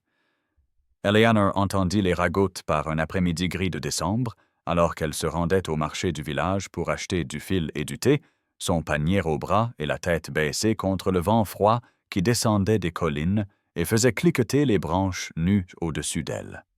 Les chuchotements commencèrent à la boulangerie où 2 femmes se turent à son entrée. Puis reprirent leur conversation à voix basse et de manière ostensible une fois qu'elle se fut déplacée pour examiner les pains. Ils continuèrent à l'étal du boucher, où la femme du propriétaire lui lança un regard qui mêlait la curiosité à quelque chose qui aurait pu être de la pitié ou de la désapprobation, et atteignirent leur paroxysme chez le drapier où Madame Collins, qui avait toujours été amicale, se pencha sur le comptoir et lui demanda d'une voix empreinte d'une fausse sollicitude si Eleanor était tout à fait à l'aise avec toute l'attention qu'elle recevait de certaines grandes personnalités. Eleanor sentit la chaleur monter à ses joues, alors même que ses mains devenaient froides, comprenant immédiatement ce qui était dit et non dit, sachant que les visites de William avaient été notées, commentées et disséquées par toutes les langues du village et probablement au-delà. Elle rentra chez elle, ses achats serrés contre elle, et le cœur en proie à une confusion d'émotions qu'elle pouvait à peine nommer. Ravie que l'attention de William ait été suffisamment publique pour provoquer des commentaires, car cela devait sûrement signifier quelque chose, qu'il n'avait pas honte d'être vu lui rendant visite, et pourtant terrifié par ce que les ragots impliquaient, et ce que cela pourrait leur coûter à tous les deux si cela continuait. Elle savait que les murmures pouvaient ruiner une femme de sa condition plus complètement que n'importe quelle action, que la spéculation sur l'inconvenance était presque aussi dommageable que l'inconvenance elle-même. Elle savait aussi, avec une clarté qui lui serra l'estomac, que les visites de William pouvaient signifier quelque chose ou ne rien signifier du tout, que l'intérêt d'un lord pour la conversation d'une ancienne servante pouvait n'être que curiosité ou gentillesse sans intention plus profonde. Et si elle se permettait d'espérer plus, elle risquait un chagrin d'amour qui la briserait complètement. Madame Pemberton arriva au cottage 2 jours plus tard, ayant fait le voyage depuis le manoir dans le but exprès de parler franchement à la jeune fille qu'elle avait guidée et protégée pendant 10 ans. Autour d'un thé dans le petit salon d'Eleanor, elle lui adressa son avertissement, avec la douce fermeté de quelqu'un qui tenait trop à elle pour rester silencieuse. Elle lui dit qu'elle avait entendu les rumeurs, que tout le comté bruissait de spéculations sur Lord Ashworth et son ancienne bonne, et que bien qu'elle crût William être un homme honorable, Eleanor devait comprendre que l'espoir pouvait être une chose dangereuse pour les femmes de leur classe, que les lords n'épousaient pas les servantes, peu importe à quel point ils pouvaient apprécier leur compagnie, et qu'Eleanor s'exposait à un chagrin qui pourrait la briser si elle ne gardait pas son cœur plus soigneusement. Eleanor écouta, hocha la tête, et remercia sa vieille amie pour sa sollicitude. Lorsqu'un Pemberton partit, elle s'assit seule dans le crépuscule naissant et reconnut la vérité de chaque mot, mais elle savait aussi avec une certitude absolue qu'elle ne pourrait pas repousser William lorsqu'il viendrait à sa porte, ne pourrait pas se refuser ces heures où elle était vue et connue, même si le prix à payer plus tard était dévastateur. William arriva au cottage d'Eleanor par un après-midi de décembre, où la neige avait commencé à tomber sérieusement, les flocons descendant épais et silencieux d'un ciel couleur d'étain. Il frappa à sa porte avec une étrange oppression dans la poitrine qu'il reconnut comme étant à la fois de l'anticipation et une peur qu'il ne pouvait pas tout à fait nommer. Eleanor ouvrit la porte, et la surprise dans ses yeux laissa place à quelque chose de plus compliqué lorsqu'elle vit son expression. Elle s'écarta sans un mot pour le laisser entrer, balayant la neige de ses épaules avec un geste instinctif qui témoignait de sa sollicitude, même si son visage restait sur la réserve. Ils s'assirent dans son petit salon, le thé refroidissant entre eux et le feu crépitant dans l'âtre. Pendant plusieurs longs moments, aucun des deux ne parla. Le poids de tout ce qui n'avait pas été dit lors de leur visite précédente pesant sur le silence jusqu'à ce que William ne puisse plus le supporter. Il lui dit, sa voix plus rauque qu'il ne l'avait prévu, qu'il n'avait été qu'à moitié vivant depuis la mort de Catherine, qu'il s'était enveloppé de devoirs, de routine et de distance émotionnelle, parce que ressentir quoi que ce soit avait été trop douloureux, qu'il se croyait résigné à une vie de simple fonction, sans joie ni lien véritable. Il dit que la connaître ces dernières semaines avait réveillé en lui quelque chose qu'il croyait définitivement éteinte, que leur conversation était devenue le point fixe autour duquel s'organisaient ses journées, qu'il se surprenait à penser à ce qu'elle pourrait dire, ou à comment elle pourrait rire d'une observation, et qu'il en était venu à réaliser qu'il n'était plus à moitié vivant lorsqu'il s'asseyait dans son petit cottage, le monde réduit à eux deux, et à la communion tranquille qu'ils avaient bâtie. Pas tien. Eleanor écouta, les mains jointes fermement sur ses genoux, le visage très pâle. Quand il eut fini, elle prit une inspiration qui sembla mal assurée et lui dit qu'elle appréciait son amitié plus qu'elle ne pouvait l'exprimer, que ces semaines avaient été un cadeau incommensurable, mais qu'elle comprenait les limites de ce qui était possible entre eux, les frontières qui ne pouvaient être franchies, peu importe à quel point l'un ou l'autre pourrait le souhaiter. William se pencha en avant et lui demanda de quelles limites elle parlait, de quelles frontières.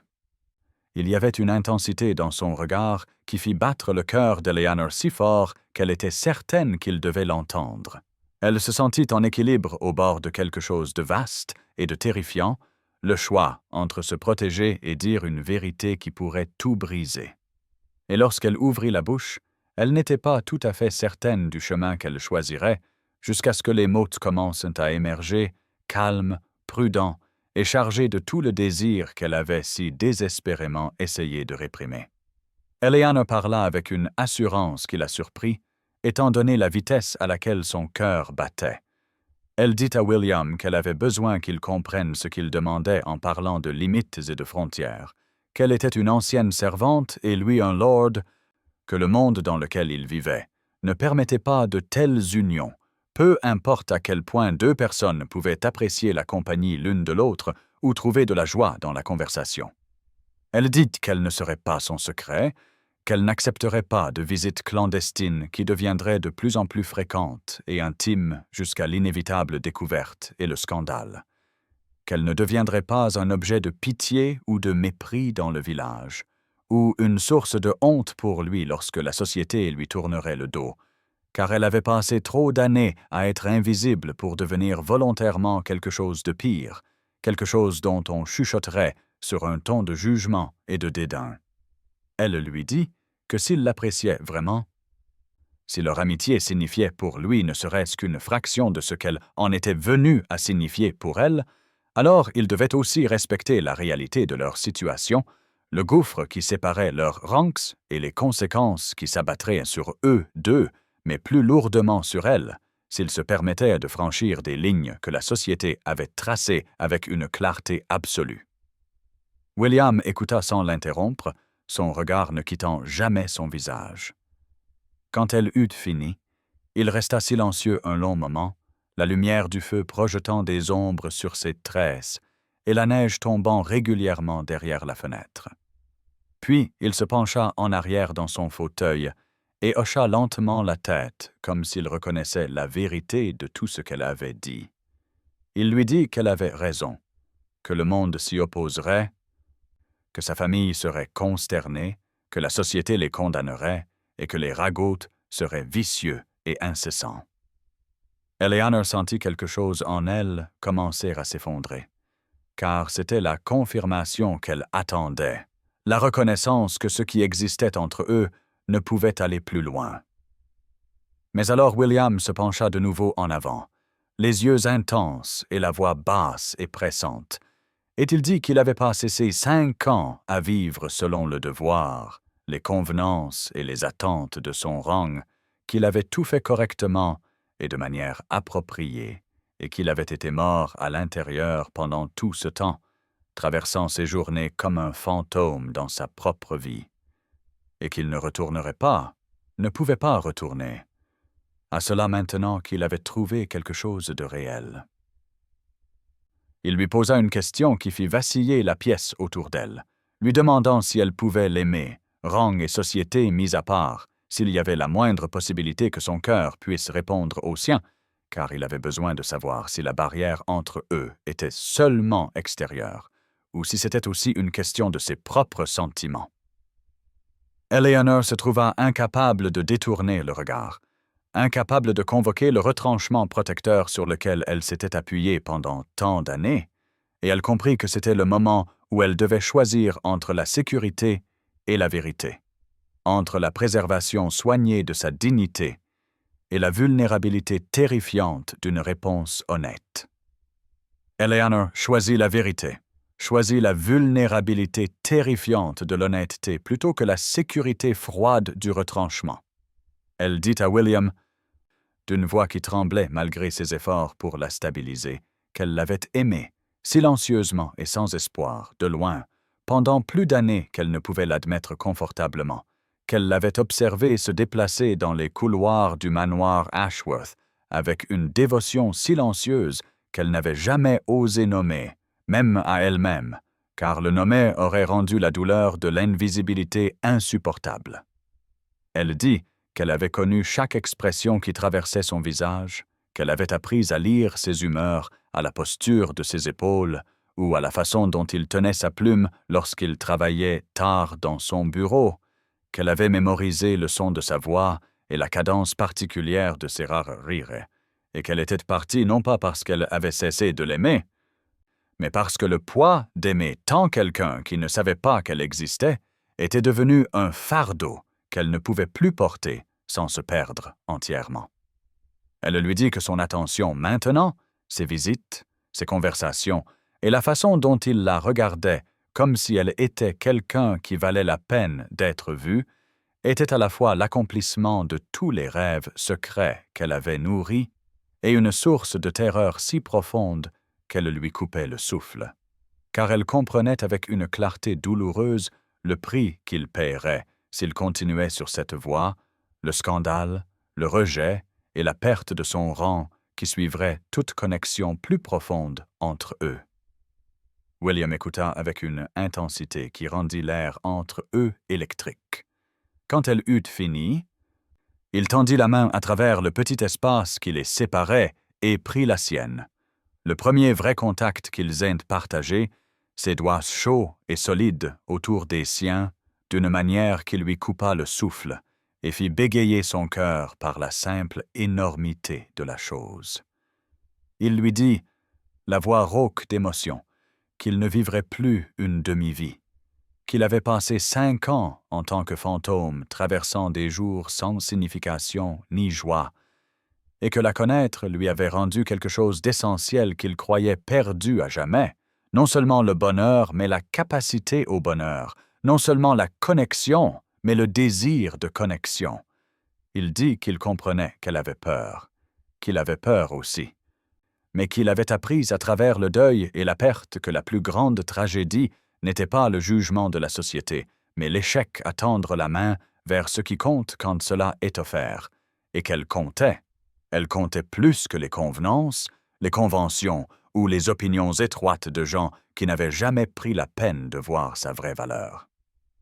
Il lui demanda alors, sa prise sur sa main se resserrant comme s'il craignait qu'elle ne disparaisse s'il la lâchait, de l'épouser, d'être sa femme, la mère de Sophia et sa partenaire, pour construire une vie qui honorerait ce qu'ils avaient trouvé ensemble, plutôt que ce que le monde insistait pour qu'ils acceptent. Eleanor sentit la pièce vaciller autour d'elle, alors que la question flottait dans l'air éclairé par le feu. Impossible. Terrifiante et plus réelle que tout ce qui lui avait jamais été offert. Eleanor resta figée dans l'immobilité éclairée par le feu de son cottage, le poids de la proposition de William s'abattant sur elle comme la neige s'accumulant sur des branches en hiver, belle, lourde et potentiellement cassante. Elle constata que sa voix, lorsqu'elle vint enfin, était faible et mal assurée, alors qu'elle lui demandait s'il comprenait vraiment ce qu'il proposait, s'il avait réellement considéré toute la mesure de ce qu'un tel mariage signifierait. Elle lui dit avec une urgence croissante qu'il y aurait un scandale, que la société les rejetterait tous les deux, que sa famille serait consternée et que sa mère ne lui pardonnerait jamais, que chaque salon du comté bruisserait de ragots et de jugements, que les invitations cesseraient, que les portes se fermeraient, et que sa position parmi ses pairs serait endommagée, peut-être de manière irréparable. Elle dit que les perspectives de Sophia seraient affectées, que la fille d'un lord qui épousait une servante ferait face au chuchotement et à l'exclusion, que d'autres familles de bonne réputation pourraient refuser de s'associer avec elle lorsqu'elle serait en âge de se marier, et Eleanor ne pouvait supporter l'idée que cette enfant brillante et aimante souffre pour les choix d'adultes qui auraient dû mieux savoir. Elle demanda à William s'il avait pensé à la réalité quotidienne de la chose, à la façon dont les serviteurs qui s'inclinaient autrefois devant lui ricaneraient dans son dos, à la façon dont ses égaux le plaindraient ou se moqueraient de lui, à la façon dont elle-même serait scrutée et critiquée à chaque instant, ses manières, son parler et sa toilette brandie comme preuve de son inaptitude fondamentale. William écouta ce torrent de peur et d'objections sans lâcher sa main, et quand elle se tut enfin, essoufflée et tremblante, il lui dit avec un calme qui la stabilisa d'une certaine manière qu'il avait tout considéré, chaque conséquence qu'elle nommait, et d'autres encore, qu'il avait passé les dernières semaines éveillé la nuit à peser son devoir contre son cœur et à affronter les coups les yeux ouverts. Il dit que sa fille n'avait pas besoin de statut social ou de relations à la mode, que Sophia avait besoin d'une mère qui soit gentille, présente et réelle. Pas d'un parti de société aux convenances froides qui la traiterait comme une obligation plutôt que comme une joie. et qu'Eleanor avait donné à son enfant plus de chaleur maternelle authentique en 10 ans de service invisible que beaucoup de dames à la mode n'en offriraient en une vie de mariage. Il dit qu'il avait besoin d'Eleanor, qu'il avait été mort pendant 5 ans et qu'elle l'avait ramené à la vie, et qu'il préférait affronter le scandale avec elle plutôt que de passer une autre décennie de respectabilité creuse sans elle. Il demanda de nouveau, sa voix basse et pressante, si elle l'épouserait, si elle lui ferait confiance pour connaître son propre esprit et son propre cœur. Et Eleanor se sentit trembler non seulement de peur maintenant, mais aussi d'autre chose, quelque chose qui ressemblait dangereusement à de l'espoir. Elle lui dit, sa voix à peine plus qu'un murmure, qu'elle avait besoin de temps pour réfléchir, qu'elle ne pouvait pas prendre une telle décision dans le feu de l'action, sa main dans la sienne, et son cœur battant si vite qu'elle pouvait à peine respirer. William hocha lentement la tête, relâcha sa main avec une réticence visible et se leva pour partir. Mais avant d'atteindre la porte, il se retourna et lui dit que, quoi qu'elle décide, il ne regretterait pas d'avoir demandé, ne regretterait pas d'avoir trouvé le courage de tendre la main vers quelque chose de réel. Il partit alors, sortant dans la nuit d'hiver, et Eleanor resta seule dans le silence soudain, sa proposition suspendue dans l'air comme une promesse ou une menace. Impossible, terrifiante et plus réelle que tout ce qui lui avait jamais été offert. Eleanor passa 3 jours dans un état d'existence suspendu, se déplaçant dans les petites pièces de son cottage comme un fantôme hantant sa propre vie, incapable de se consacrer à une tâche ou une pensée au-delà du poids de la proposition de William et de tout ce qu'elle signifiait. Elle se réveillait chaque matin avec la question pressant sur sa poitrine, comme une chose physique, s'asseyait à sa table avec le thé refroidissant dans sa tasse, tandis qu'elle retournait les possibilités dans son esprit avec la minutie obsessionnelle de quelqu'un qui examine un bijou à la recherche de défauts ou peut-être un piège à la recherche de mécanismes cachés. Elle envisagea ce que signifierait le refuser, la sécurité de ce choix, la façon dont elle pourrait préserver sa modeste indépendance et lui épargner les conséquences de défier toutes les conventions sociales qui régissaient son monde. Elle se dit que ce serait le choix noble, celui de l'abnégation, le protégeant de son impulsion généreuse, mais finalement ruineuse. Mais elle s'autorisa aussi, dans les longues veilles de la nuit, où l'honnêteté vient plus facilement, à imaginer l'accepter, à se voir comme l'épouse de William, debout à ses côtés non pas comme une servante, mais comme une partenaire, maternant Sophia non pas depuis l'ombre, mais en pleine reconnaissance, construisant une vie qui honorerait ce qu'ils avaient trouvé ensemble plutôt que ce que la société insistait pour qu'ils acceptent. Elle pensa au coût qu'ils payeraient, au scandale, au rejet et aux portes fermées, et se demanda si elle avait le droit de le laisser faire un tel sacrifice, si l'amour pouvait jamais valoir le prix qu'on lui demanderait de payer en réputation, en statut et en approbation familiale. Le 2e jour, Madame Pemberton vint lui rendre visite, son visage aimable plissé d'inquiétude. Eleanor se surprit à lui confesser la proposition et sa terrible indécision. Et la gouvernante écouta avec la patience d'une longue amitié avant de dire qu'Eleanor avait passé 10 ans à se faire petite et invisible pour le confort des autres, et que peut-être il était temps de croire qu'elle valait la peine, qu'elle valait le combat, qu'elle valait le scandale. Eleanor pleura alors, se surprenant elle-même par la force de son émotion, et Madame Pemberton la serra dans ses bras et lui dit que refuser William pour le protéger n'était qu'une autre forme de disparition. Une autre façon de décider que sa propre valeur était moins importante que d'éviter les difficultés. Le 3e jour, Eleanor comprit avec une clarté qui ressemblait à un rayon de soleil perçant les nuages d'hiver qu'elle avait un choix à faire, non pas entre l'égoïsme et la noblesse, mais entre la peur et le courage, entre se cacher et être vue. Elle réalisa que si William était assez courageux pour lui demander, alors elle devait être assez courageuse pour accepter,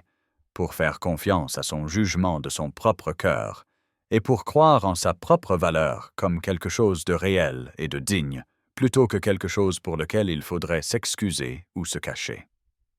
Elle s'assit à son petit bureau et écrivit une brève note lui demandant de lui rendre visite, qu'elle avait une réponse à sa question. Lorsqu'elle la remit au garçon qui la porterait au manoir, elle ressentit à la fois terreur et exaltation. Le sentiment de se tenir au bord d'un précipice sans aucune certitude de ce qui se trouvait au-delà, mais avec une détermination féroce à sauter quand même. William arriva au cottage d'Eleanor moins d'une heure après avoir reçu sa note, son cheval couvert d'écume à cause de la vitesse de sa chevauchée. Quand Eleanor lui ouvrit la porte, elle vit sur son visage un tel mélange d'espoir et de peur que sa propre anxiété s'apaisa dans le besoin de soulager la sienne. Elle recula pour le laisser entrer, lui désigna la chaise près du feu, mais il resta debout, tout son corps tendu par l'attente. Elle avait répété ce qu'elle dirait, avait préparé un discours qui expliquerait son raisonnement et articulerait sa décision avec la clarté qu'elle méritait, mais lorsqu'elle ouvrit la bouche, les mots soigneusement choisis disparurent, et ce qui en sortit fut simple et sans fioriture, juste 3 mots qui contenaient néanmoins tout son courage et son choix. « Oui, dit-elle, je vous épouserai. » Pendant un instant, William ne bougea pas, ne sembla pas respirer, comme s'il ne pouvait pas tout à fait croire ce qu'il avait entendu. Puis il traversa la petite pièce en 2 enjambées et la prit dans ses bras avec une telle force et un tel soulagement qu'elle en eut le souffle coupé. Son étreinte n'était ni hésitante ni retenue, mais féroce et enveloppante, comme s'il s'était contenu pendant des mois et pouvait enfin se laisser ressentir toute la mesure de ce qu'elle signifiait pour lui. Eleanor se retrouva à s'accrocher à lui avec une intensité égale, son visage pressé contre sa poitrine, entendant le tonnerre de son cœur sous le tissu de son manteau. Quand il desserra enfin son étreinte assez pour la regarder, ses yeux brillaient d'une émotion qui le faisait paraître plus jeune, plus vulnérable, complètement transformé par rapport au lord distant qui ne l'avait jamais remarqué. Il encadra son visage de ses mains, son contact doux malgré la force de ses doigts,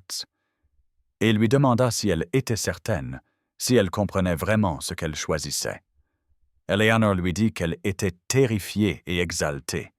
et plus certaine qu'elle ne l'avait jamais été de quoi que ce soit dans sa vie,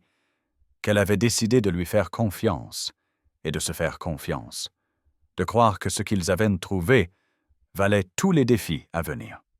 William l'embrassa alors, un baiser qui commença doucement, interrogateur, cherchant encore la permission. Et quand Eleanor répondit, se haussant sur la pointe des pieds pour le rencontrer plus pleinement, le baiser s'approfondit en quelque chose qui parlait de désir, de promesse et d'un avenir que ni l'un ni l'autre n'avait osé imaginer quelques mois auparavant. Quand ils se séparèrent enfin, essoufflés et souriantes, ils s'assirent ensemble sur la petite causeuse et commencèrent à parler de questions pratiques avec une allégresse qui rendait même les détails logistiques excitantes, convenant qu'ils se marieraient rapidement et discrètement. Dans 1 mois, si les bans pouvaient être publiés et les arrangements pris, car tous deux craignaient que le retard n'invite qu'à plus d'opposition et de doute. William dit qu'il parlerait au vicaire le lendemain, qu'il ferait comprendre que ce n'était pas une folie impulsive, mais un choix délibéré fait par un homme en pleine possession de ses facultés et de son cœur. Eleanor dit qu'elle affronterait tout ce que la société leur jetterait la tête haute et sa main dans la sienne, car elle avait passé 10 ans à être invisible et ne se replierait pas dans l'ombre maintenant. Le mariage eut lieu par un matin de janvier,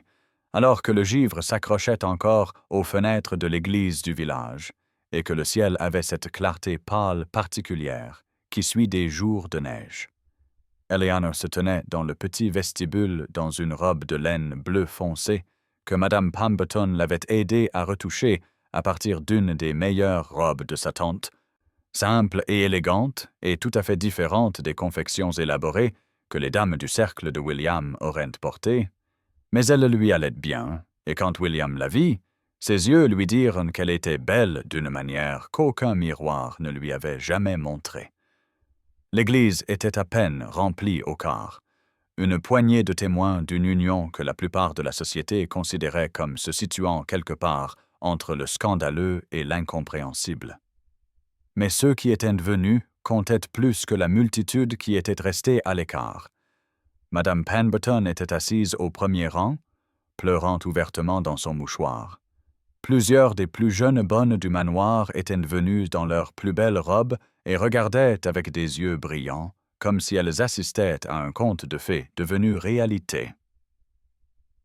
Le vicaire, qui avait accepté de célébrer la cérémonie malgré les sourcils levés de son patron, se tenait prêt à l'autel avec une bonté dans son expression qui suggérait qu'il voyait quelque chose au-delà du rang et des convenances. Et Sophia se tenait à côté d'Eleanor dans une robe blanche, avec des rubans dans les cheveux, serrant un petit bouquet de fleurs de serre et vibrante pratiquement d'excitation à l'idée de son rôle de demoiselle d'honneur et de la perspective de gagner la mère qu'elle avait réclamée. Lady Ashworth avait envoyé une brève note la veille, 5 lignes d'une formalité froide qui parvenait à reconnaître le mariage sans offrir de félicitations ni de bénédictions. Et bien que l'absence de la mère de William aurait dû jeter une ombre sur la journée, Eleanor découvrit qu'elle ne pouvait pas ressentir de ressentiment en regardant l'homme qui l'attendait à l'autel, grand, stable, et la regardant comme si elle était la seule personne au monde digne d'être vue. Les villageois qui étaient venus par curiosité remplissaient les bancs du fond, chuchotant derrière des mains gantées, leurs visages montrant tout, de la désapprobation à la fascination, en passant par quelque chose qui aurait pu être une admiration réticente pour l'audace pure de ce qui se passait. Eleanor remonta l'allée sans personne pour la donner en mariage, le menton haut et le pas assuré. Lorsqu'elle atteignit William et vit la joie féroce et la certitude absolue sur son visage, toutes ses craintes persistantes s'apaisèrent en une conviction profonde que c'était juste, qu'ils avaient raison, que l'amour avait le droit de renverser les hiérarchies et de réécrire les règles qui disaient qu'elle aurait dû rester invisible pour toujours. Ils prononcèrent leurs vœux d'une voix claire qui porta dans la petite église, des promesses d'amour, d'honneur et de partenariat, qui signifiaient d'autant plus qu'elles étaient choisies contre tous les obstacles et toutes les attentes.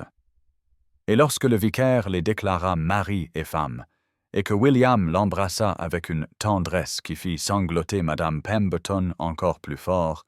Eleanor sentit les derniers murs de son ancienne vie s'effondrer et une nouvelle identité s'installer sur ses épaules comme un manteau, non seulement en tant que Lady Ashworth, mais en tant que femme pleinement vue et entièrement aimée.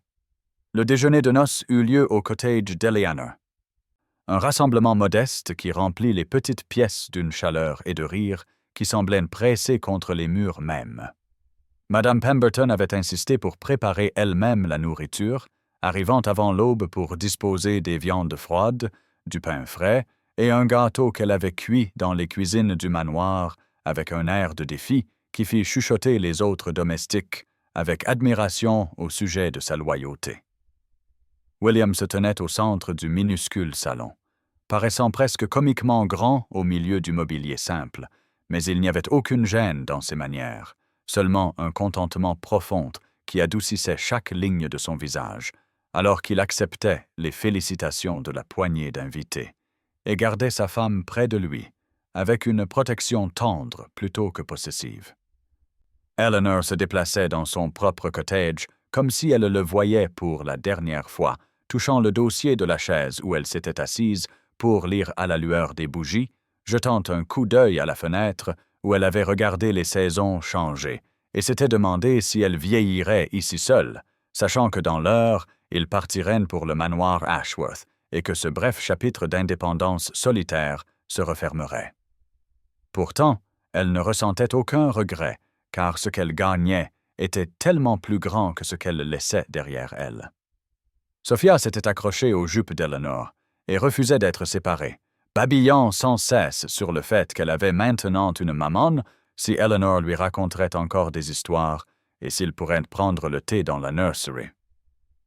Quand Eleanor s'agenouilla pour assurer à l'enfant que rien ne changerait, sauf qu'ils seraient toujours ensemble, Sophia jeta ses bras autour du cou d'Eleanor et lui chuchota « Maman » à l'oreille pour la première fois, ce seul mot prononcé avec une telle confiance et une telle joie qu'Eleanor sentit les larmes lui monter aux yeux et dut presser son visage contre les cheveux de l'enfant pour se ressaisir.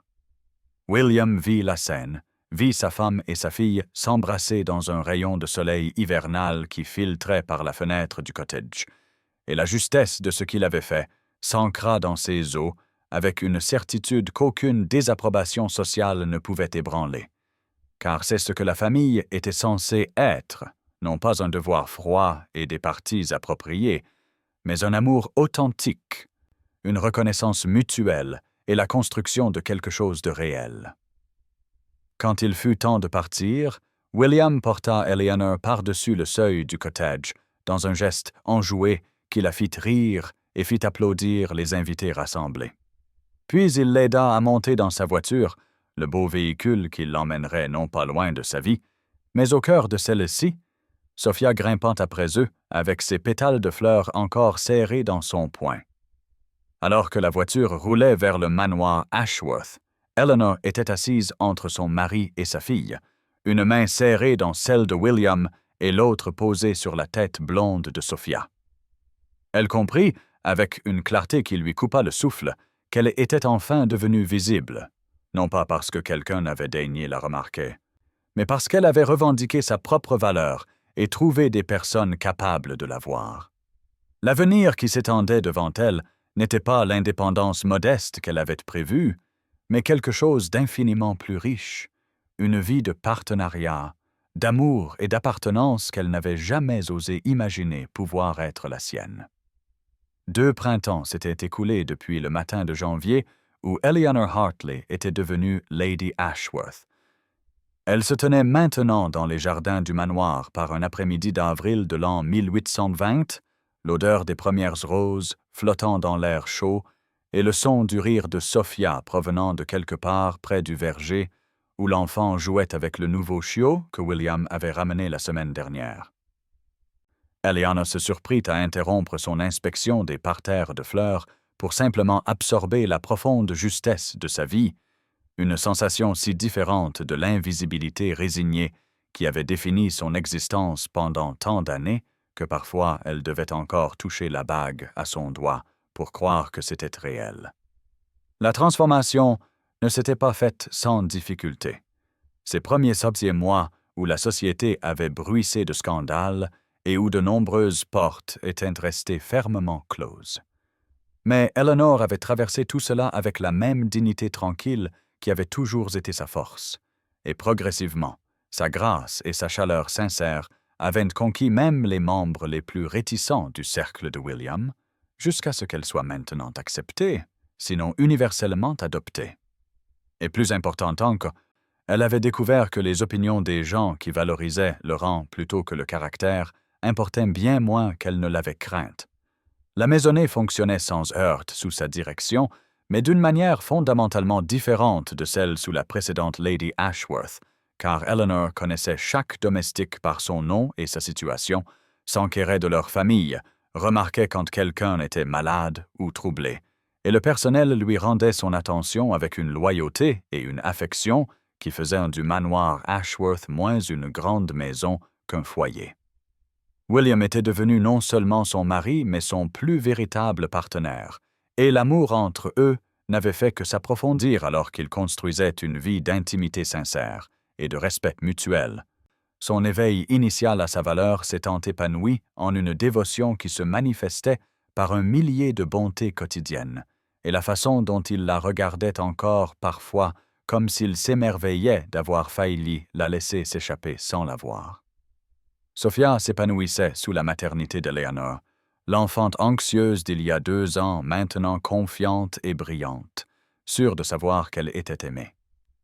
Et quand elle appelait Eleanor « maman », c'était avec la certitude inconsciente d'une fille qui n'avait jamais connu d'autre mère de mémoire. Eleanor se déplaça dans le jardin, touchant les roses qui commençaient tout juste à éclore, et pensa à la femme qu'elle avait été, invisible et résignée, murmurant adieu à une vie dont elle n'avait jamais vraiment fait partie.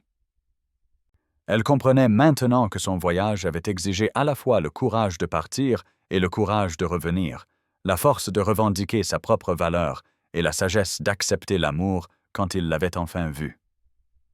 Si vous écoutez cette histoire et que vous vous sentez invisible, si vous avez passé des années à être négligé ou rejeté, si vous vous êtes résigné à une vie plus petite que ce que votre cœur désire, laissez la transformation d'Eleanor vous rappeler qu'il n'est jamais trop tard pour la reconnaissance, jamais trop tard pour l'amour, jamais trop tard pour entrer dans la plénitude de qui vous étiez destiné à être. Le monde peut essayer de vous rendre invisible, mais votre valeur existe, que les autres aiment ou non les yeux pour la voir, et quelque part, il peut y avoir quelqu'un qui finira par vous regarder et vous voir vraiment. Quelqu'un pour qui vous n'aurez pas à vous diminuer, à vous cacher ou à vous excuser d'occuper de l'espace. Accrochez-vous à votre dignité, croyez en votre valeur et sachez que l'histoire de votre vie peut changer en un seul instant lorsque vous trouverez le courage de murmurer adieu à l'invisibilité et de vous avancer vers la lumière. Si cette histoire a touché votre cœur, veuillez vous abonner pour plus de récits d'espoir et de joie inattendus. Des histoires qui nous rappellent à tous que l'amour peut renverser même les hiérarchies les plus rigides et que la transformation est toujours possible pour ceux qui sont assez courageux pour croire qu'ils méritent d'être vus.